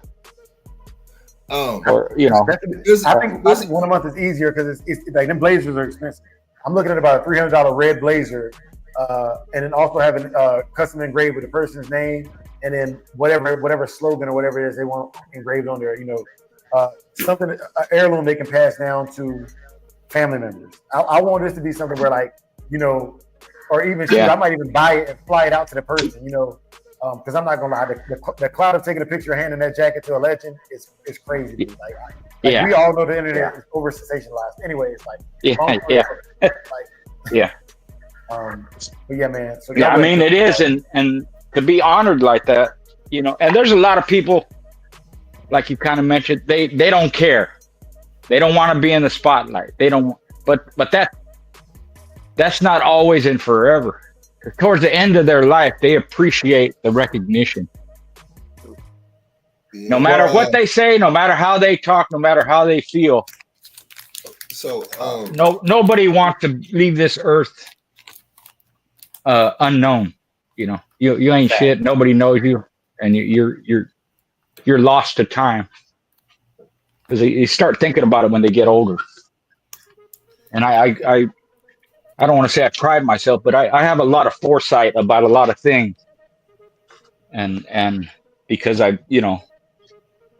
everything I'm involved in, and Angie's work, all kinds of stuff. So you see people in different ages, different stages in life, how they behave, how they react, how they think. Yeah. And you see how it applies to a lot of different people. Did you always have that ability, Schoolboy? Like even as a young man? Yeah, because I spent a lot of time with adults. Uh-huh. And we all did. Meaning, I started picking tomatoes when I was 8 years old, but I hung around with all the workers, with my dad and all the uncles and aunts and stuff, grandparents. We were all cousins that we all spent time together, played and all that stuff, but a lot of my time was with adults. So, and they allowed me to do it because I would sit there and keep my mouth shut and just listen. So you observe, you listen, you see how things are, So you believe that gave you the ability to have like foresight and the gut feeling that was more on a higher level than most children or young men? Yeah. Okay. I believe so. And I use that sometimes to advise friends and family members when they get to certain ages or certain events happen in their life, like losing a family member, or when someone gets sick, or thinking about, your retirement, or how to invest money, or how to make money, because you don't think money's fleeting. It's here and then it's gone. Mm-hmm. So how do you keep that flow going? Because if you think of it, this is a little bit off topic, but if you think about it, money is worth nothing. It's nothing. It's paper and cloth. It has no value at all. We use it to trade. That's all we use it for. It's in the past, they traded salt, they traded tobacco, they traded stuff that was worth something. Potatoes, rice, whatever it was. Now we're trading notes that don't have any value except how we trade back and forth. So once you understand that about money, then you don't worry about money too much. You just make it, and you save it, spend it, invest it, whatever you do with it. Okay. It kind of takes the pressure off you. For, oh shit, I got to do this, and no, you don't. There's plenty of money out there. You just got to know how to get it. So, Schoolboy, let me ask you this: Elevated, Big Hill, Big A. I asked the question because Kane Corso Mom is in our chat right now, right? And I was asking for the Hall of Fame. I think it would have to be breed specific, y'all. After asking that question, because Heart Finish says only in the breed Hall of Fame, and I think that's true. Because I'll tell you why. If she mentioned to me, Cane Corso Mom, I'm just going to use you because you're here, ma'am. She mentioned to me that she thinks a certain Cane Corso breeder should be in our Hall of Fame. I don't know her credibility or the credibility of the people that's voting for this person. They could just all be a group of friends. But if you actually go into the Cane Corso community, they're like, nobody knows who this person is. They haven't done anything for the breed. You know what I'm saying? And I wouldn't be able to validate that. You know what I'm saying? I wouldn't be able to validate that. So I think each breed has to take care of their own. It should be specific because every Hall of Fame is specific. Whether it's R&B Hall of Fame, Rock and Roll Hall of Fame, Boxing Hall of Fame. I'm sure there'll be a MMA Hall of Fame. There'll be a There's a Thai kickboxing Hall of Fame. There's, you know, you name it. Someone like, I think it was Wilt Chamberlain or I forget. He's in the Basketball Hall of Fame, right? But he's also in the Volleyball Hall of Fame. Huh. So it's two separate recognitions that he gets. You know, they don't put him in the box in the Volleyball Hall of Fame and say, well, he's a great basketball player. No, it's specific to his volleyball career. And So if he yeah, went I think tomorrow and it started should a band, he could be in the Rock and Roll Hall of Fame. rock and in roll. 6 months. Exactly, that's right. Yeah. Yeah. Okay. Like that. You know So what I I think think is yeah, crazy? it should be breed specific. I think it's crazy that Eddie Murphy is a Hall of Fame selectee or nominee for the Rock and Roll Hall of Fame. Eddie Murphy has a song. I ain't gonna lie, the song is banging. It's called "My Girl Likes to Party All the Time." If you never heard it, check it out. It's Yeah. Yeah. A lot of money gets put into that. What they don't tell you is Rick James helped produce the beat. Rick James co-wrote the song, and the Temptations are actually the ones singing the background in that song. So like, Yeah. you know what I mean? Like he has 2 Hall of Famers on the track with him. Like it should be considered for Hall of Fame. But anyways, that has nothing to do with what we're talking about right now. I just yeah, it just came up because he's known for his comedy and movies and all that, and he's nominated. I don't know if he's going to make it or if he's in it already, but because there's nominations every year for every Hall of Fame, a bunch of them. Yeah. There's fighters and there's rock and roll people that have been on the ballot for years and years and still ain't got there. Like Bob Seger, for instance. He'd been on the ballot for a year. He should have already been in the Rock and Roll Hall of Fame, and he's not. That's crazy. Yeah. So, you know, if you know rock and roll, you know who Bob Seger is. But that happened.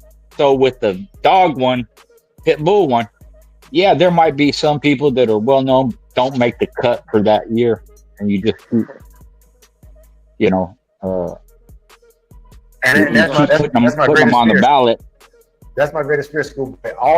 Anybody I nominate, I'm expecting the community to back them, right? So because like I would hate to waste a nomination. Like we said, we're only going to do 12 a year, and the community only votes in 2 people.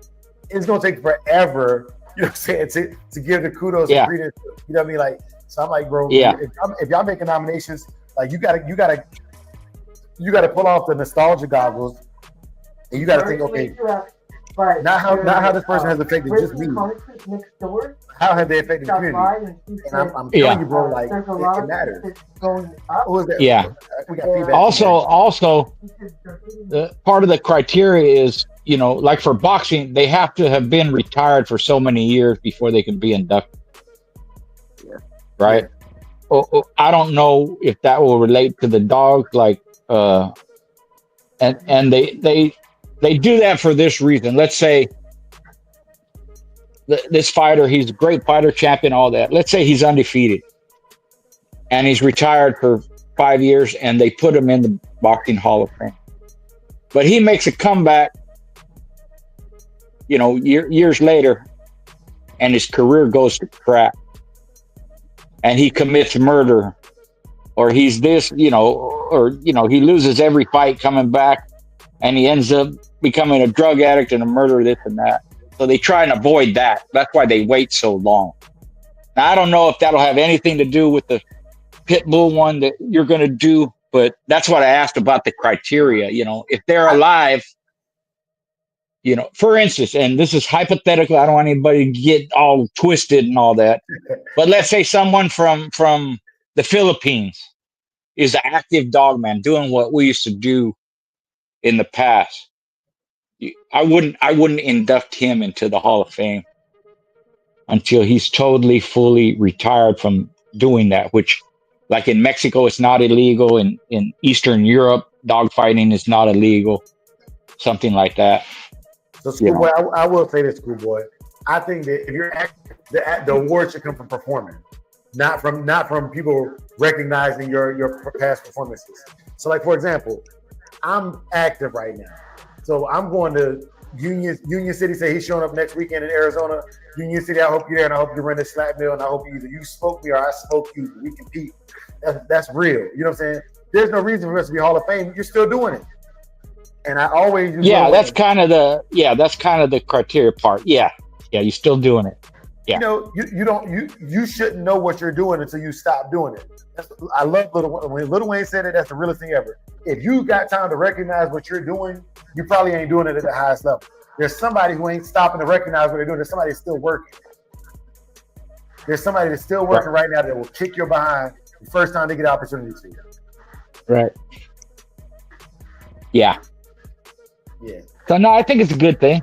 You know, the foresight for me is all this stuff, whatever it is you're doing, whether you have podcasts, cat, you write books, you breed dogs, you do a Hall of Fame, you have virtual reality, you know, dog shows, everything, whatever, sell merchandise, t-shirt, whatever.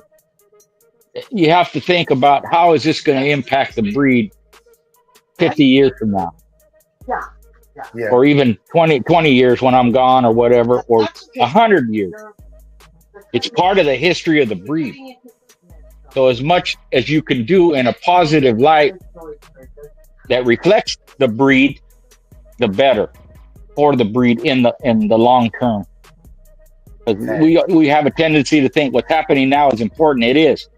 But it's going to be important years from now also when we ain't here no more. I want to make a motion, y'all. First motion. While we here, or a question. It's a question. It's not a motion. It's a question. Do y'all think we should do an annual number or a monthly inductee for the Hall of Fame, for the Dogman Hall of Fame? Y'all drop it in the chat. My panel, my co-panelists, y'all please give y'all opinions, because I don't want to make this decision in a vacuum. I want to make this decision based upon who's available. And mind you, like, I'm not the only person. Anybody can do this. This is a Shogun Unlimited Hall of Fame. The ADBA already has a Hall of Fame. You know what I'm saying? Like, Dogman of the Year, like DeJuan Fields won it last year. You know what I'm saying? So don't get it twisted. But for Andre Williams and what I own and what I possess, what I control, I want my own Hall of Fame, and I want it based upon the people that are over here listening to what we talk about. You know what I'm saying? So, yeah, man, I want y'all to go ahead. I want to make that decision now today. Are we going to do monthly, quarterly, or annually inductees? And if so, how many do y'all think we should have? Y'all go ahead and cook on that. I'm done. I'm done talking right now. So I got a question.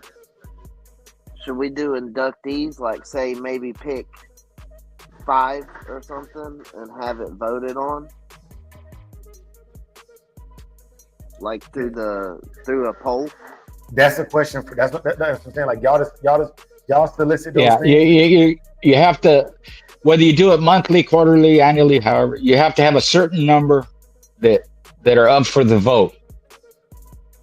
So which means only a certain number is going to win. So if you want 12 people throughout the year, you need at least 24 people up for the vote. I like that. Right? Yeah, man. I like that. If you're doing it once a month, you can have 10 people up for the vote, and then pick one every month, or you could have 2, however the number is. Generally, Hall of Famers are chosen once a year, but you can do it yearly. I mean, monthly or quarterly if you want. Also, so Schoolboy, the chat agrees with you. Hard Finish says either monthly or quarterly. 85% vote, like in baseball. Welsh Kennels Combine, Welsh Pitbull Max Supplement says you should only be doing 4 per year, or 4 contests per year. That's 1 every 3. I like that, because I'm not gonna lie. These blazers that I'm looking at, to get them custom made and fitted, that means that the individual that wins it, we got to buy them a blazer that is custom fitted and embroidered with their information. That's about $300. That's $1,200 a year. Just coming out of pocket. We come out of pocket just to say thank you. You know what I'm saying? And if you did that, you'd have to pay for them to get fitted, right? Yes. Potentially. Yeah. Well, I would say this. Some individuals, unless they have their measurements. Some individuals, like I don't see Mr. Garcia stopping what he's doing just to get fitted for a jacket, right? So I would have to. Hold on, man. Somebody, I got feedback. Yeah.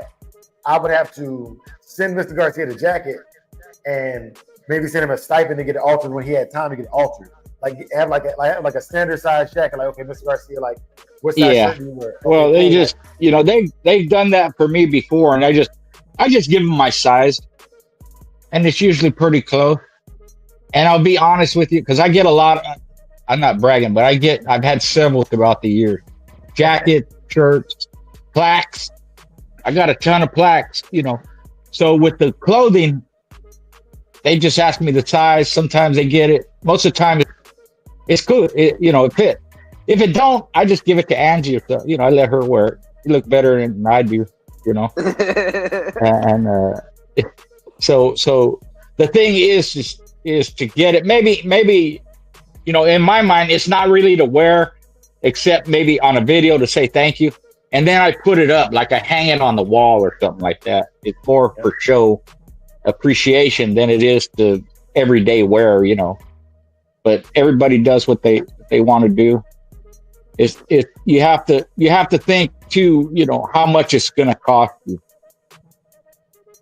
right? That's always an issue.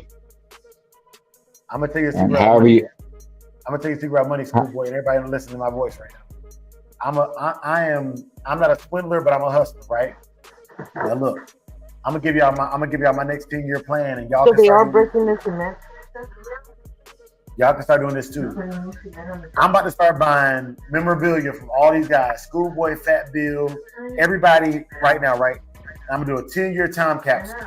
But when I buy the memorabilia and I receive it, I'm gonna write a note and attach it to it and put it in a box, a sealed box. And in 10 years, I'm gonna eBay it. And that's an investment. I'm ahead of you. I do that with I do that with a lot of my stuff, and I just give the instruction to my family. Mm-hmm. Do this after I die. Sell this after I die. This much, that much. I should have done this from the beginning, but I'll give you this little tip. The latest book, I have first draft, second draft. Then I have printed copy. Then I typed out this and that. Well, I save all those and I write them down. I number them or put some note with it and tell them after I die, this is the original draft of this book with my corrections in it, with my notes and all that stuff. And then I sign it. It's money later. Now, I don't know if that's right or wrong. Some people don't agree with it. I don't care. No, I'm looking. That's awesome. I'm looking at the future of my children and grandchildren. Yeah, that is awesome, dude. Yeah, it's part of the hustle of survival of making money. Well, and I look at it like this. I give a lot of information. I give a lot of shit free. Yeah. And I do a lot of things for free. And if somebody's having a dog show and they say, Schoolboy, I want to buy a couple of your items because I want to raffle them off at the show, I say, no problem. I send them a couple of items that they pay for and I add stuff to it to help the show out. I do that shit all the time. So I don't feel bad about taking care of my family after I'm dead. I don't. Yes, sir, man. Shout out to Mike Dan, man. Salute Mike Dan, the man. Hey, man, we appreciate you coming through, man. Take care of the pups. Salute. Mike Dan, the man. Good people, man. So, yeah, I think it's a good idea, Dre. And it's like I said, it's part of the history. I know, and I'm far from perfect, but I tell you what, man, I don't think I care enough about the dogs. I don't. But I care enough about the people. It's always been about people to me, man. That's what I'm telling you right now. It's great dog, man. I don't give a piss how great they are. I could piss on. I wouldn't piss on them to put out a fire, bro. You know what I mean? And yeah. Like there's too many good dog men, bulldoggers, mentors, animal lovers. There's too many of them that's just like decent people for me to deal. There is no dog you can have that is that good for me to deal with you if you're an a-hole. There's nobody that good. There's nobody that good. Yeah, it's that way in life. Yeah, you know what I'm saying? Like so how you are as a dog man, that's how you are in life as well. In your everyday, the way you live. So I mean, what kind of person do you want to be? Do you care or not care? Do you have family or not? Do you want to end up alone and somebody, whoever, find you dead 2 weeks later, bloated. I mean, at that point, it don't matter. But when you start leaving this earth, you start thinking about it, Yeah. and it plays on your mind. Little Jay, little Jay say he say sorry, I'm in my feelings, man. Little Jay going in today, y'all. For real. Salute, little Jay. Nah, little Jay, I understand your passion, man. I respect that, bro. For real. But I think we should get up about level 500 today, y'all. You know what I'm saying? Big A said we're going to 10,000 feet. I think we took this thing up about 30,000 feet. Yeah, why not over time? You know? Yeah. Well, now, I learned a lot today, man, because I can see even with just the panelists, we all have different opinions of what a dogman is. Okay, let me ask y'all this: what's a bulldogger? Again, it's opinion, and I always reflect to the past. What I used to do. You raise your own dogs, and compete with them. Facts. And to me, I don't think a bulldogger and a dogman is the same thing. I think obviously bulldogging is. I think dogman transcends the American Pit Bull Terrier breed. But I don't think bulldogging transcends the breed. I think bulldogging is yeah, you're right. And in today's time, you can compete legally. Yeah. Or you can hunt. It's you get some kind of function out of your individual, out of the dog, whether you bred them or you bought them or whatever. You're doing something with them. So the concept that doesn't change. Just like conditioning and breeding, the concepts, the standards, that they never change. How you go about it and advancement and improvement, that always happens. But breeding is breeding. So competing is competing. You want to win. You want to have the best ones. You want to compete at a high level. You want to have the number one weight pulling dog in the United States and internationally, if you have a mind to do that. Treadmill race. You want to keep track of how many hogs your dog catches. And stats matter. That's what always interested me. That's why I look at boxers' records. What's their record look like? Who'd they fight? Who'd they beat? Who'd they lose to? How many knockouts do they have? How many times did they go the distance? How many first round knock like that? So I did that with my dog because of that boxing, martial arts background and livestock background and agriculture background. You have to keep stats to know where you're at. Yeah, and part of that came from my dad. For like ruby red or Grenache grapes. People were getting 9 tons to an acre, right, of grape. My dad was able to get 11 tons to an acre, just because of his expertise. Now, Schoolboy, you said something. I'm about to cook on this, man. I'm gonna pass it around. I want the whole panel to answer this one. So when I say I'm bulldogging, to me, when it comes to me, it means one or two things. I'm either hog hunting or I'm doing it in the traditional sense, right? That's why very rarely do you hear Dre say I'm bulldog. Very rarely. Okay. To me, I'm working my dogs because I do dog training and I call it work. You know what I'm saying? You get what I'm saying? So it's a matter of even down to like I have released dogs for money. I've sold dogs, right? So when I say that, I'm explaining these terms based upon somebody talking to me about my dog. If I tell you I have working dogs, to me that means the scent work, protection work. You know what I mean? Some form of something that can be measured in contest. And I'm not talking about sport. Hunting a hog. The end game is the hog is caught, right? Or if I'm doing protection work, at some point this dog is going to have to bite a person, right? These are when I speak on terms, that's what I mean. But I think some people just say it because it's a popular term. It's jargon. I don't speak jargon. Does that make sense? Am I tripping? No, you're right. You know, in the long term, all that matters, and you should write all that down or record it somehow. You know, I record as much as I can just to keep track of myself and other people and other dogs and history. And I thought I got thumb drives up the yin yang, man, full of stuff. And I have notes that's what I use when I make videos a lot of times. I can't. It looks like I remember a lot of stuff. I don't.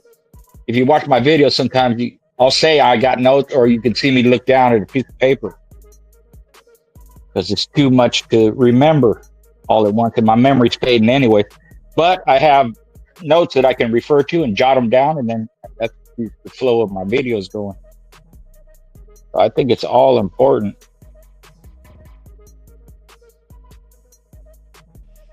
One of my favorite comedians is his name is Dion Cole, and he does that. He comes out on stage. It's part of his shtick. He comes out on stage with a notepad, right? And he'll tell the joke, and then he'll look around at the crowd like, okay, did it hit? And if the joke didn't hit, then he moves on to the next joke. I think that is hilarious. That in itself is hilarious. You know, Yeah. He's like, okay, let me try this one with y'all. You know, Yeah. I'm not a funny person. I tell people all, I'm not a funny person. I'm not the friend you call when you need a laugh. Period. You know? Yeah. I But think let me throw some names out, and I'm gonna get to something to a point here. But once I finish the names, you let me know if you ever heard of any of them. Earl Tudor, Yep. Pete Spark, Harry Clark, Joe Corvino. You ever heard of them people? Every one of them. Yes, sir. Yes, Okay. sir. Okay, I have all of them on audio tape. Man, Bro. you just put a hit out on yourself, schoolboy. Hey, I did. You know, Big these old kids man is, over you know, these kids are stick up kids nowadays. Yeah, that's all right. Yeah, I'm protected. Don't even trip. Yeah. there. Yeah. You know, I'm a ex-felon. Everybody knows that. I can't have handguns. I can't have guns. But all my family has concealed carry permits. So I don't trip. But yeah, I I'm not much of a comedian either.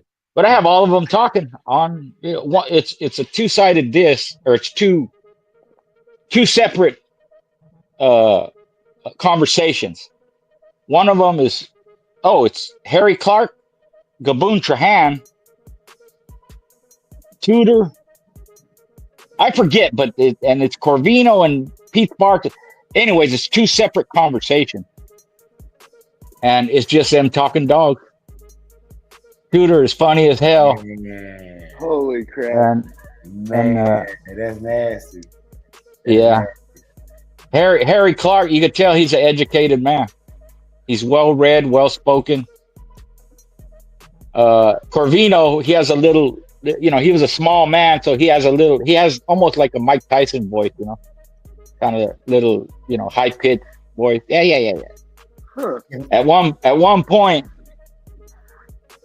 Earl Tudor is talking. He's talking about a dog or this or that, and Corvino interjects because Tudor mentioned this guy's name, and Corvino says, "You know he died, right?" And without skipping a beat, Tudor goes, and keeps on talking. So they were talking to each other on the video? It wasn't like separate. Yeah, they're talking. Yeah, they're talking to each other. Yeah, they're sitting around a table talking to each other. Even more gold. Wow. Yeah. And then I have Danny Burton. I won't say the person's name, but I have Danny Burton on tape, on video. Right, we're sitting talking, and this other dog man from his area that he knew died. Right, and Danny didn't know it, so I just mentioned it to him. I said, "Hey, you know what's his name died?" And Danny Burton, without missing a beat, goes, "Well, good. I never liked him anyways." It's funny. Hey man, Oh man. Because they had been to shows together. They'd been in my house together for a convention, you know. So they knew each other. So I just thought I'd mention it because I didn't know if Danny knew, but I guess he didn't like him, which happens sometimes. You hang around and because of the dogs you're there doesn't necessarily mean you're friends, but yeah. I have a ton of stuff, man. And, I love the history. I love different aspects. So, again, to the point, it's kind of long-winded, but what you're doing, I think, is important. Hall of Fame, give people recognition, Yes, Hell, sir. we still talk about Kobe, still talk about Tudor. They've been dead for decades.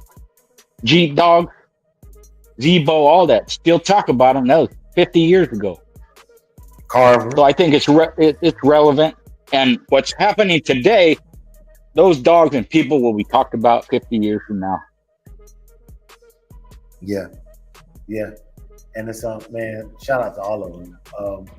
I do want to pass that question because I said everybody on the panel gonna answer that. Schoolboy, you said it. Big A, Big Hill, and Elevated. What is Bulldog? Or what is a Bulldogger to y'all? Y'all not getting off without answering that question, bro. Let one of them answer before I do. I already did. Okay. Yeah. Yep. I meant Big A or Big Hill. Oh, okay. Well, shit, to me, in my experience, Big Toyo, back in the day, when,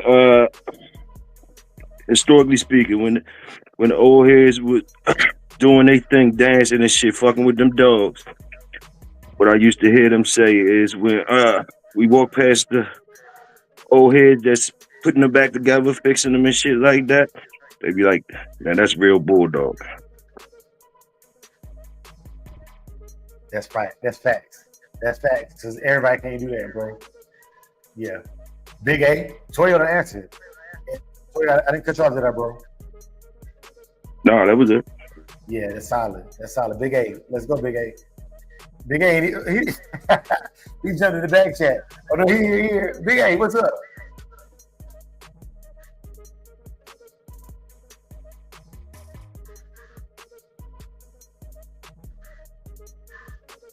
All right, well, I'm waiting on my brother Big A because he think he getting off. He texted me, so I know he here. You know what I'm saying? He texted me, so I know he here. But yeah, he said I'm here in the text. Big A, I'm putting you on the spot. Oh, okay. I'm talking. I'm in the back. I was in the background. Yeah, no, just a dog man. It's pretty much a dog man that, to me, that deal with his dogs and knows the ins and outs and the full spectrum of these dogs and what they can do with them, and actually puts it to work. Hey, Yeah. I agree. Union County. Let me ask you this, Union County. Last year at the Howard Heinzel Classic out here in Arizona, was that you that walked up to me and was like, I'm telling you, this happened. The person never told me who it was specifically. It was like, hey man, you Samurai Kennels, ain't you? And I was like, yeah. He's like, I be seeing you on YouTube. Good stuff. You know what I'm saying? Hey, that was it. He didn't tell me who he was. He's just let me know, I know who you are. That happens to me all the time. Yeah, you know, I don't be knowing who nobody is, man. Salute to all the brothers, man, that's watching right now. I've been dead. This man ain't like that, I've been dead, bro. Bulldogging or bulldogger? Bulldogging, bulldogger. Like, define both of them. Hit both of them. Okay. From a neo dogman perspective, because that's what I am, and a legacy dogman perspective. So I grew up in the dog, right? Was born into them. So bulldogging to me, or a bulldogger, is somebody that is competing with their dogs in any shape or form. Whether it's, and I mean, I was only around the one type, the old school type, but now that I consider going to the shows, putting them on the mills, putting them on the wall climb, like putting them out there to be judged. That's still bulldogging to me. You know what I mean? It's not the traditional term, but those terms are going to apply less to us as we go on. You know what I mean? The ones that are not doing it. Does it mean we don't use the term? I don't know. So bulldogging to me is like competing with them. If you're putting them on hogs, if you're putting them in the show ring, as in like treadmill race, wall climb, tug of war, lure race, let me see, what weight pull. I'm trying to think what all they do. Because like to a certain instance, you have to, only a bulldogger can get that intensity out to win under pressure like that with a crowd. That's why I define the modern day sports as bulldogging also. Okay, so I have a disagreement, but I'll tell you why I have a disagreement. And it's just my opinion. So for me, we're so good at putting labels on stuff now. Like I didn't know, growing up as a kid, I didn't know there was more than just a boy and a girl. I didn't know there was a difference between. I didn't know there was a difference between heterosexual.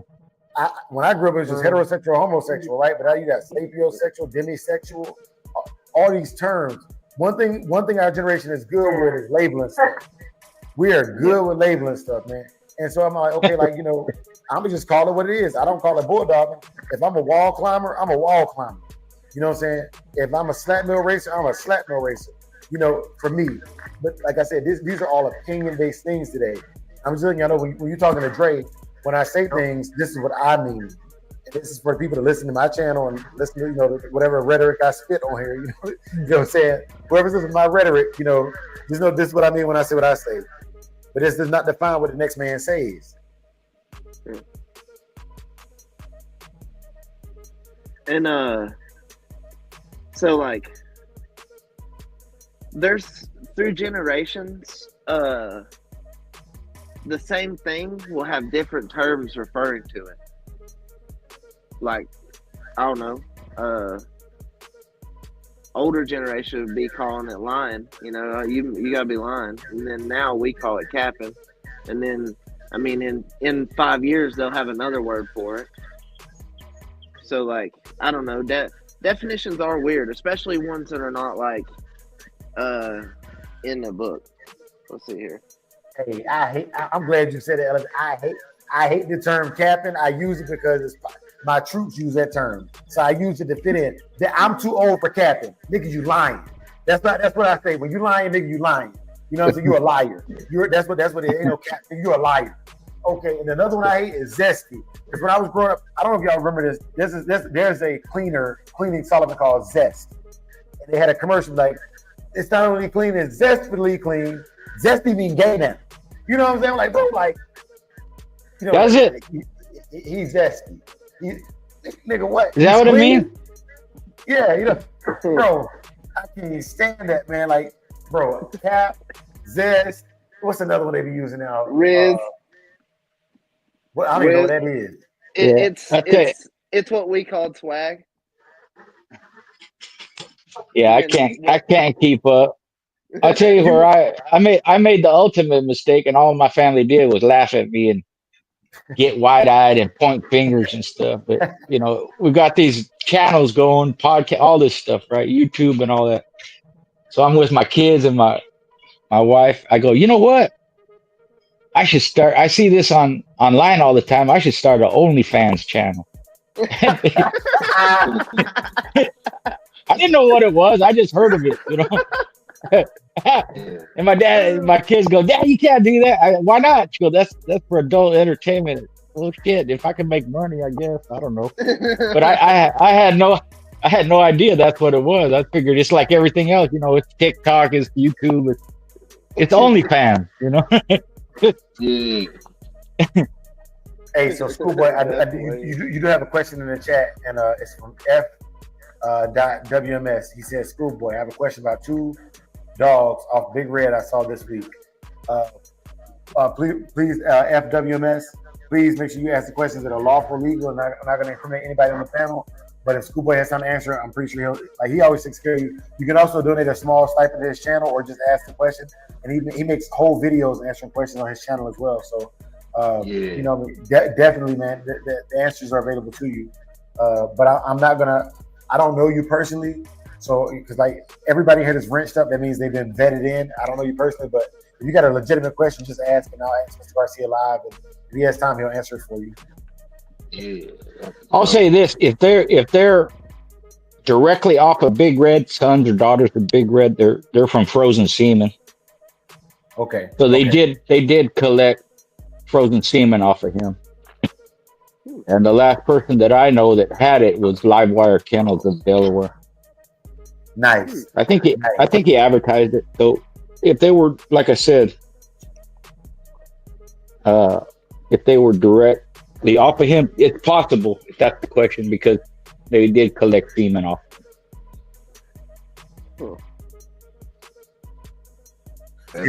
See, that's information right there, and I'll tell you why that's information.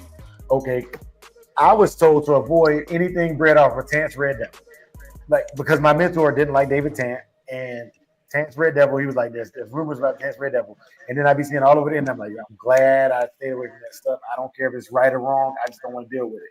So, Schoolboy, you might have just say not just FWMS that question, but people in general asking questions about Big Red. You know what I'm saying? So, right. Salute. Yeah. Yeah. Some of the older dogs, I question when people say they have, or they heard they had frozen semen off of these old dogs from 50 years ago. That I don't see that as being possible. Because when they started collecting semen, the started collecting semen. Well, in the as far as I remember, it started becoming popular in the 80s, I think. But here's the thing: it was only one place in the United States that did it for dogs. It was in Texas. It was a long process and it was expensive.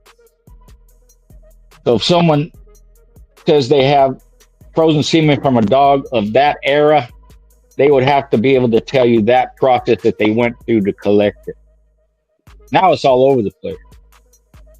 And they've been collecting semen for cattle for decades, but with dogs, not so much. I was about to say, what do you think they started freezing it with? Like, what do you think was the thing they got interested in preserving semen with? You think it was cows or horses? Well, it's cattle mostly, I would guess, because with thoroughbred horses, at least maybe all of them, performance horses, but I know for thoroughbred for sure, you can't use frozen semen. You can't artificially inseminate. They have to be naturally bred. Interesting. Do you know why that is? Yeah. Say that one more time. If you don't mind. Thoroughbred race horses, you can't artificially inseminate. You can't use frozen semen. You have to breed naturally. Now they may be able to extract the semen manually from the horse and put it in the female mare, and you have an official there to watch it. But you can't collect frozen semen from thoroughbred race horses, store it, and then breed them later. Unless that rule has changed, but okay. Yeah. It's a legality, not that they can't freeze it and do it. Right, yeah. It's a rule. A rule. I didn't know that. Yeah, a rule that like I said, unless they changed it. But I guess they don't want, a 50-year-old horse producing offspring, 50 years later. So I don't even know the reason why. I just remember reading that. Hell, somebody could look it up.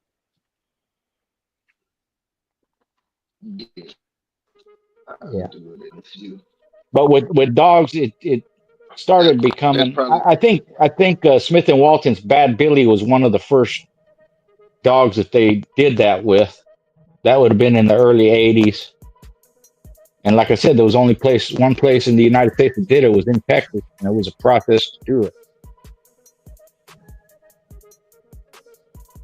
There's a little bit of that blood in my dogs. Bad Billy blood. Meaning, for example, if someone said they had Bully Son or they had, Red Boy maybe or something, I would be real skeptical if they said they had frozen semen for one dog. It wasn't normal to do that. Yeah, man. Shit. Emmy, what's going down, man? And then I'm not sure when the DNA profiling started. Yeah. But prior to that, you could collect any dog and say whatever you wanted to say it was. It's, There's act- nothing. There's it's nothing. not accurate, There's nothing. is it? Yeah, no, it's not. Yeah. Hell, two-year medical students in Israel could manipulate DNA. So ain't nothing 100%. I don't give a shit what the people say. So it says the DNA profiling in dogs began in the early 2000s, with the first consumer DNA test appeared in 2007. There you That's go. what it says on Google. Yeah, fairly recent. Well, while the canine genome was sequenced in 2005, offering a broader understanding of canine genetics, the technology was further developed and made accessible to the public around 2007. Yeah, so they probably started like they did with Through the humans, and it was AKC. just. Yeah, they probably started like they did with humans, and it was only mitochondrial DNA through the mother, Yeah. and then it advanced later. Yeah, right. Well, it's only accurate on one side, Yeah. right? So Yeah. And that it's is the mother advanced. side. And, yeah, that's the mother side. Yeah. So as in breeding, that tells me that the mother has a lot more influence than people wants to give it credit for. Yeah, I've always said that just from observation. I'm not a scientist. I'm not DNA nuts, geneticist nuts, Mhm. but just from observing, I've always said that, and now it's coming out. Yes, it's true. So Well, like when do you're you actually producing them, you can see that with your own eyes. You can see it. Yeah, you can. Like, a lot of it is behavioral. Where are they getting it from? Who's influencing them? The mother is, just like human baby, any mammal baby influenced by their mother first.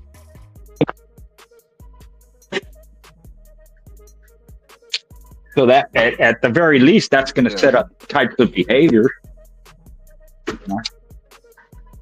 And if she's carrying them, and she's feeding them, and the bloodstream runs through their body in the womb, yeah, just common sense tells you, yeah, it has more of an influence. The importance of the male is the one that creates life. The male is the one that determines whether you're going to be a female or a male offspring. Yeah, it chooses whether it throws its Y chromosome or not. That's if right. If it don't, then it makes XX. If it does, then it makes XY. Exactly. Yep. Where the mother only has XX. Yeah. Yep.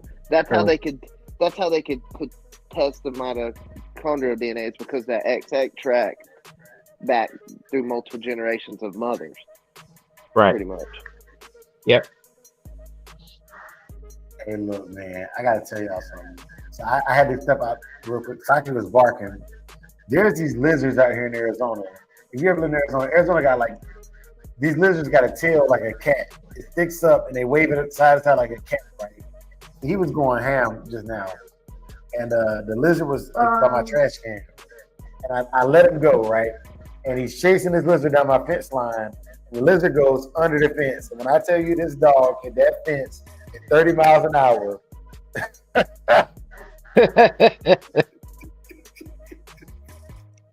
bro, I felt so bad for him that he got up and he looked at me like, bro, for real, you gonna laugh at me? Like, bro, this dog hit that fence at 35, 40 miles an hour, just high pursuit of a lizard, bro. I am dead. You know what I'm saying? Like, that dog is funny, man. All right, back to the show. How far are you from the Saguaro Cactus Park? 8 miles. I'm 8 miles from Saguaro National Forest. 80 or 8? 8. I can walk it. Okay, yeah. Yeah. Do they still have that little, it's like a little shack at the top of that hill there. It ain't even 5 feet by 5 feet, but I remember it being there.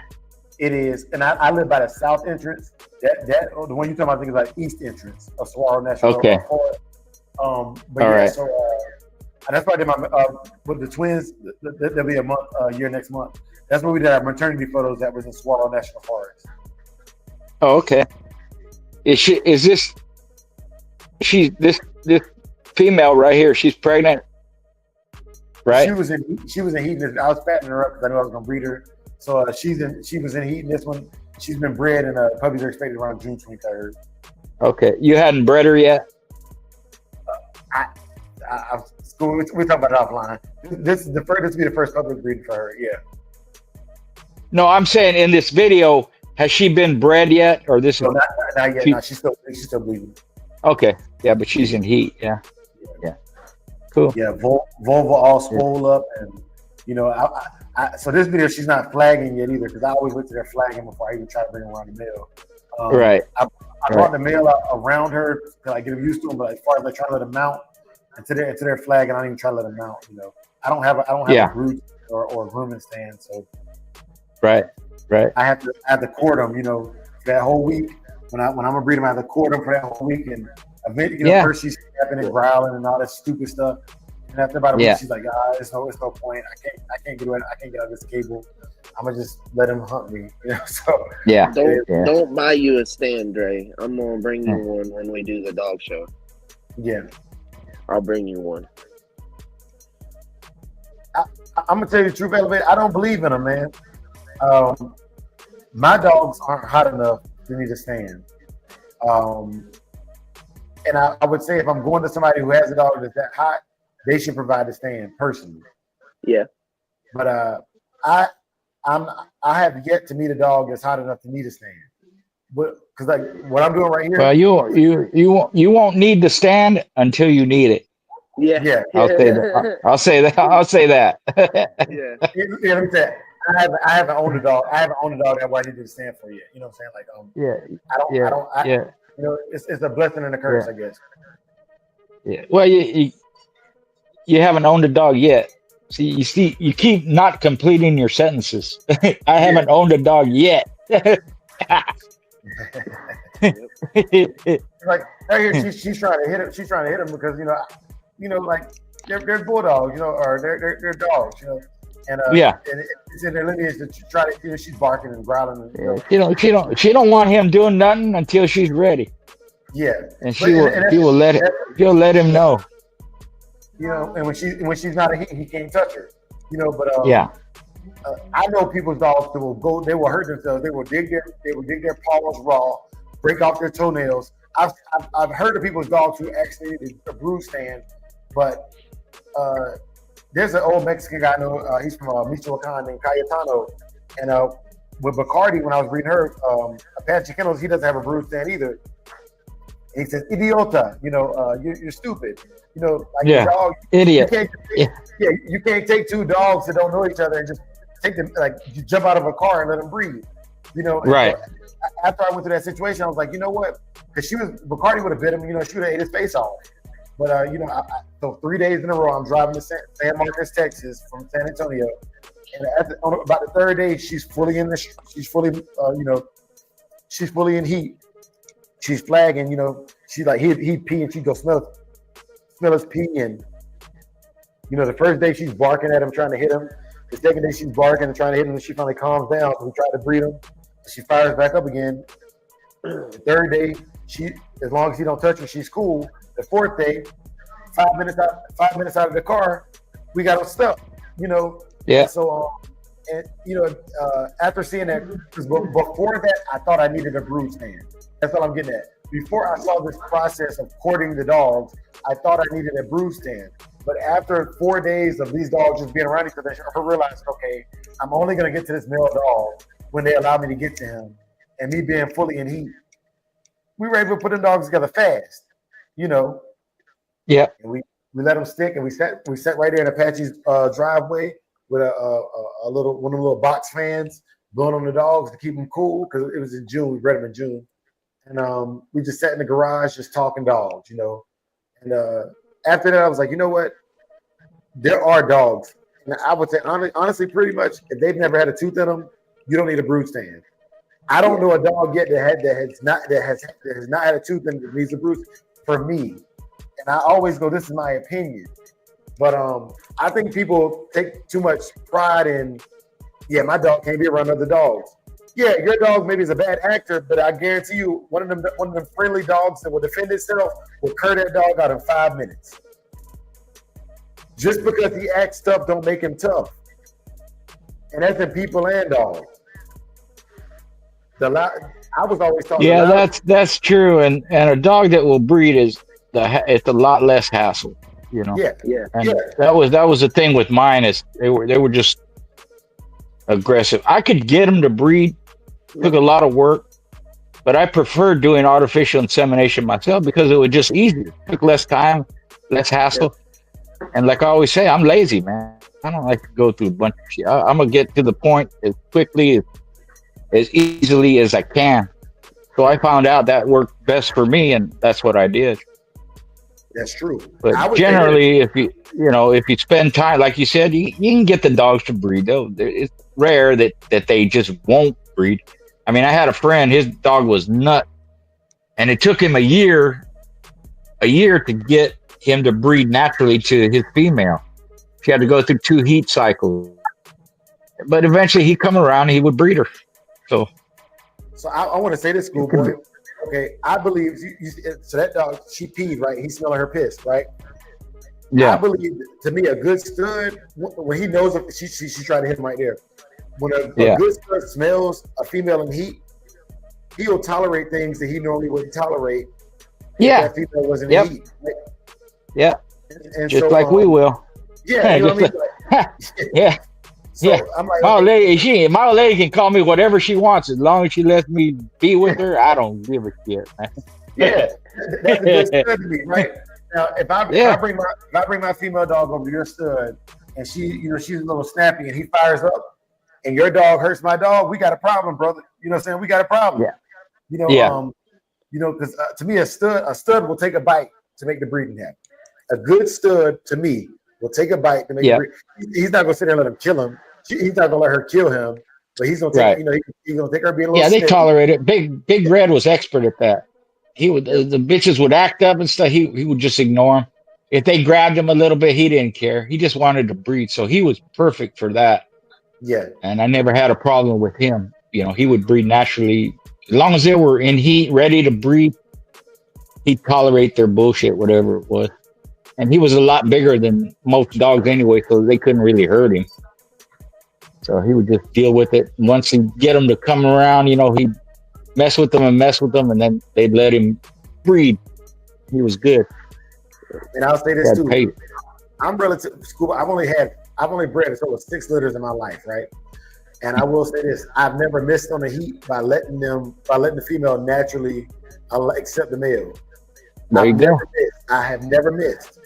When people talk about false pregnancies, I've never had that because I think with a brood stand, you can let a dog that's not fully ovulating get bred, and that male can shoot his load too early because she couldn't resist it. Right. I'm telling you right now, that dog right there. So this is a video. This video right here, I'm gonna show y'all the video that came the Sunday after that video. So that video right there is her acting all stupid, right? She's acting all stupid. Now I'm gonna show y'all the other video from next Sunday when she's flagging and she's ready to be bred just by having the dogs around each other. And let me see if I can find it. No, that's nature. That's nature kicking in, With artificial insemination, I could tell when they were ready just by how the catheter inserted into the female. Yep. So if I was a little bit early, it would be harder to push it in, right? Mm-hmm. Yeah. If I was a little bit late, same thing. But if they're right on time, it slides in. They're lubricated perfect, and it just slides right in, and boom, they're bred. So once I learned that, I never missed either. And you can also tell like you're in the right spot whenever the female starts panting, like she's done the work to be bred, but she didn't even do nothing. You just literally inseminated her, and she's sitting there panting like she's, like you let them naturally breed. A lot of people think they do that because they're tired. It's not. It's a worked up hormone thing. Hey, you know what? I'm glad you said that because I'll tell you right now.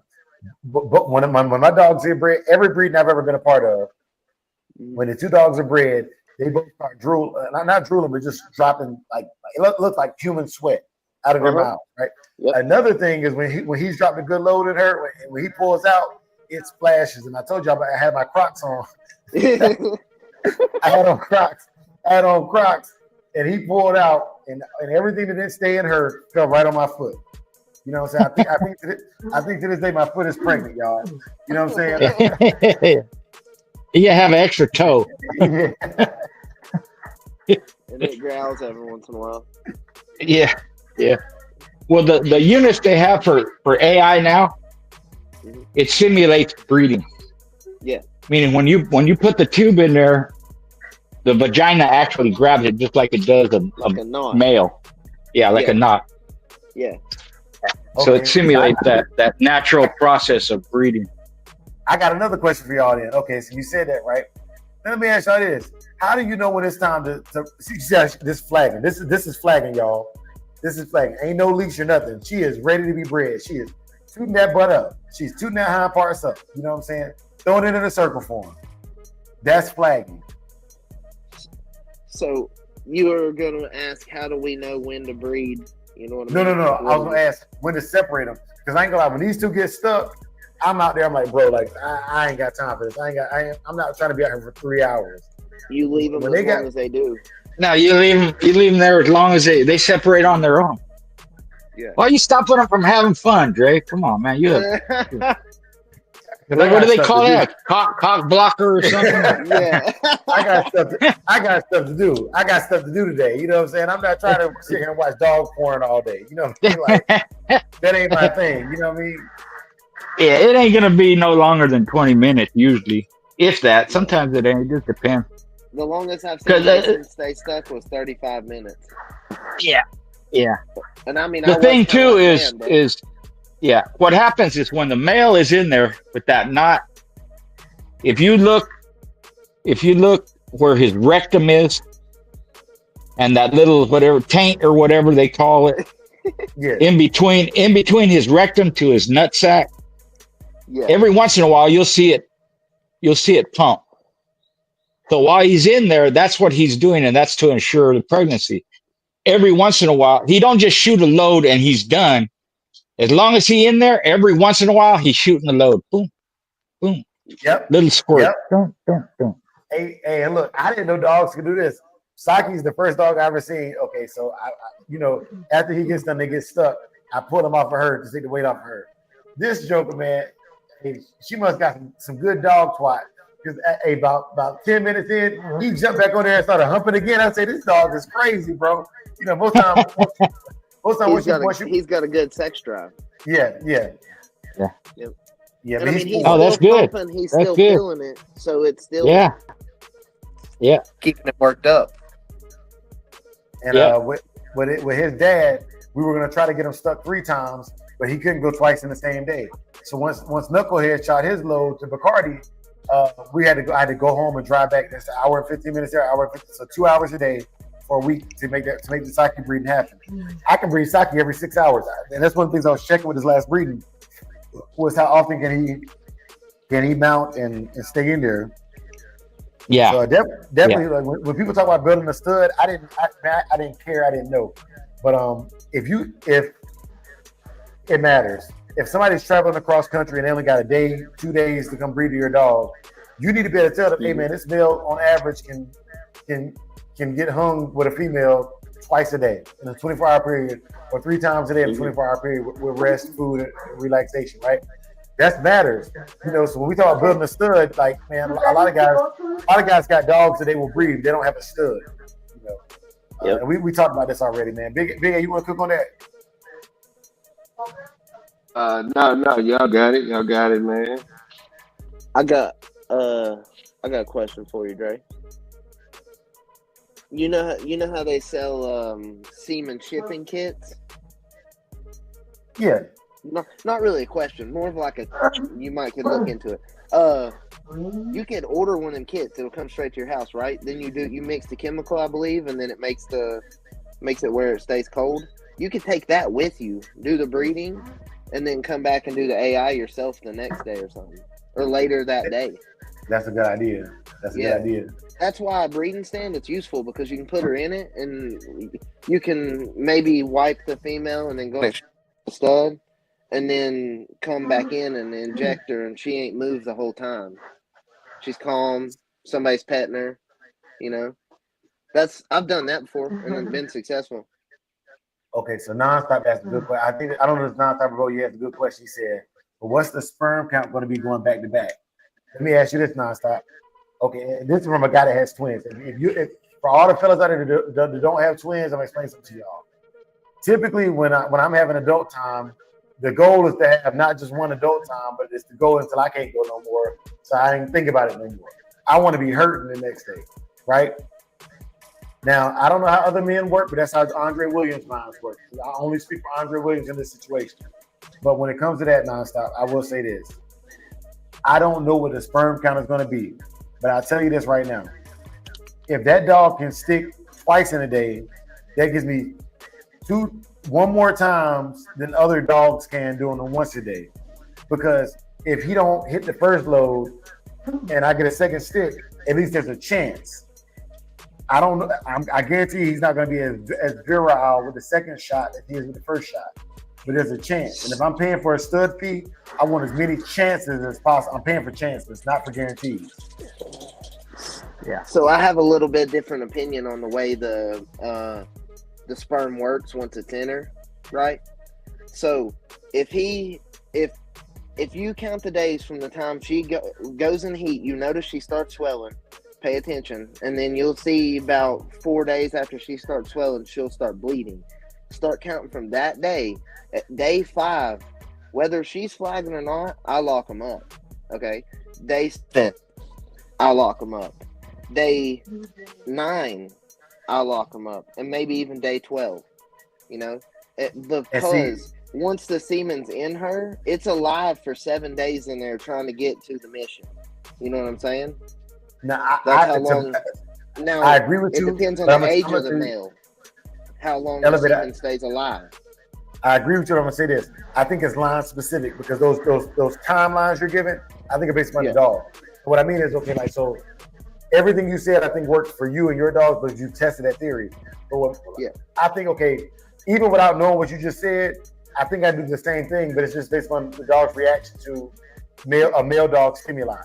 Like, okay, well, my dog, instead of being 5 days, it might be 7 days, right?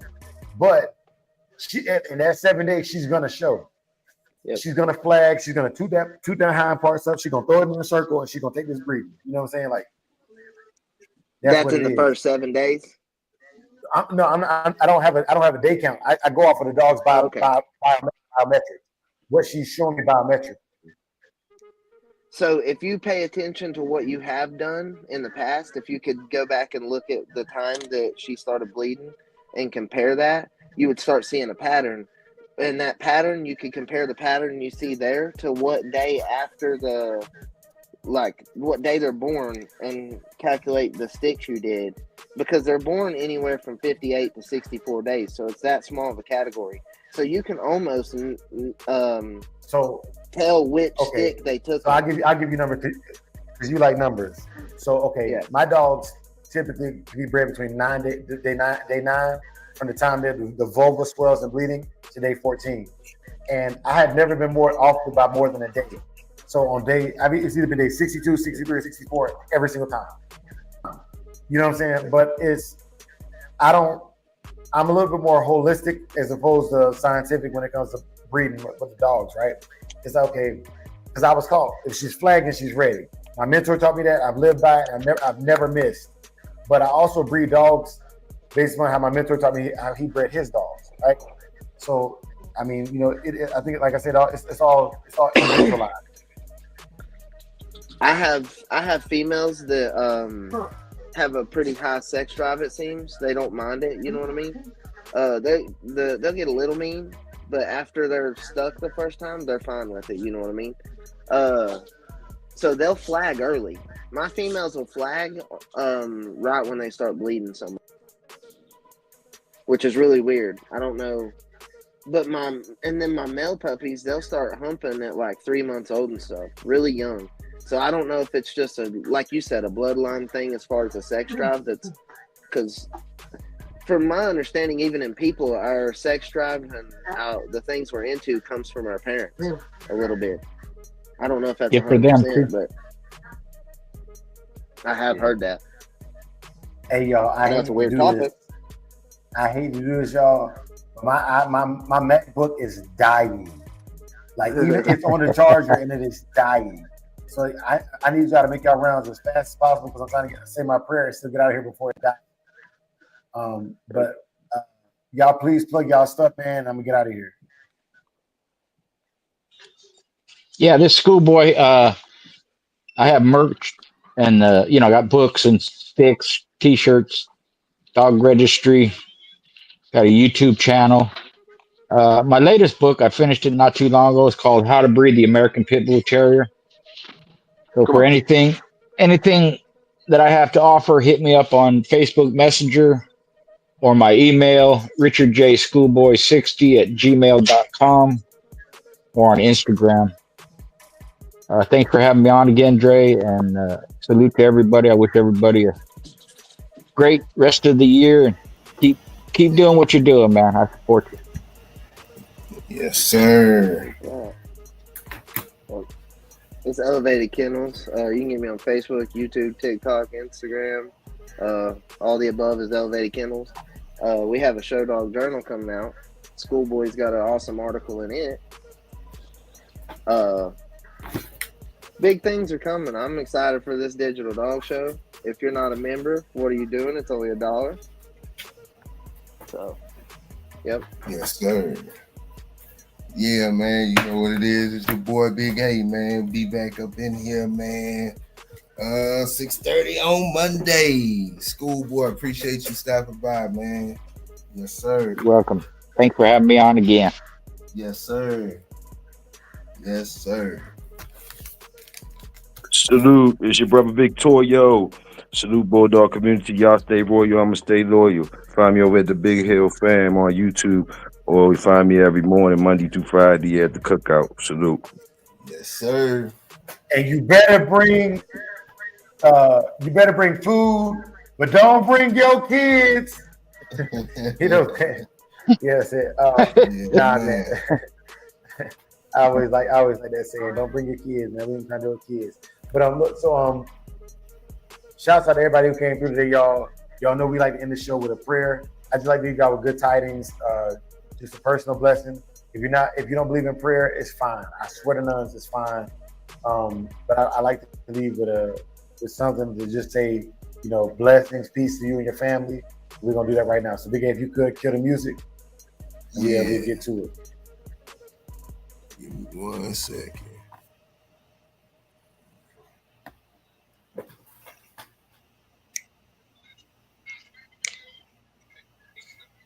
Yeah, okay, y'all. So my thing is dying, so just bear with me, y'all. But please bow your heads in agreement with me if you will, and we will get this thing taken care of. May the Lord watch between you and me while we are absent, one from another. Amen. Amen. For the love of the dogs, For the for love the of love the of the game. Peace, y'all. Y'all have a good one. Happy Saturday to everybody. Enjoy your families. And please, please, please take care of your dogs. We out. Yes, sir. Peace. Yeah. Beat drop, slow, head not flow. Blood don't lie, it's that old yellow line. Sack it from the south, Michonne on the rise. Boogeyman bark, leave a mark every time. We don't breed for clout, we breed for spine. DNA thick, can't clone this pride. That Shogun blood, yeah, the legends don't die. Started with Boogeyman, ghost in the chain. Locked in the game, never moved for fame. Old mountain lions run deep in the flame. Sock about the fire, Michonne brought the name. Then came fat boy, muscle in the frame. Man, hard, put respect on the name. Shotgun smooth, but the work insane. Sugar sweet jit, but a bite ain't tame. Kiki in the back, had a game in the veins. Gatorade heavy, ran straight through the rain. Red ninja close, watch him work in the lane. Renegade rider, can't hold that chain. Blood don't lie, it's that old yellow line. Sock it from the south, Michonne on the rise. Boogeyman bark, leave a mark every time.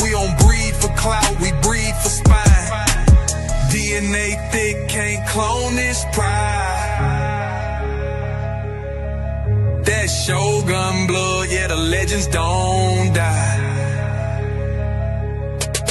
Ain't no luck, just grit and grind. Every dog here put work in time. Lady Rage got that fire in her eyes. Red alert taught us how to recognize signs. Blood heavy like a 2-ton chain. Everything proven, no need to explain. They asked what's in it, that yellow campaign. Built off real, we don't fake no strain. Second with the flame, Michonne lit the wick. If you know, then you know that line too slick. From the field to the show, every move so thick you can't blueprint this. It's the legacy pick. Blood don't lie, it's that old yellow line. Second from the south, Michonne on the rise. Boogeyman bark, leave a mark every time. We don't breathe for clout, we breathe for spine. DNA thick, can't clone this pride. That Shogun blood, yeah, the legends don't die.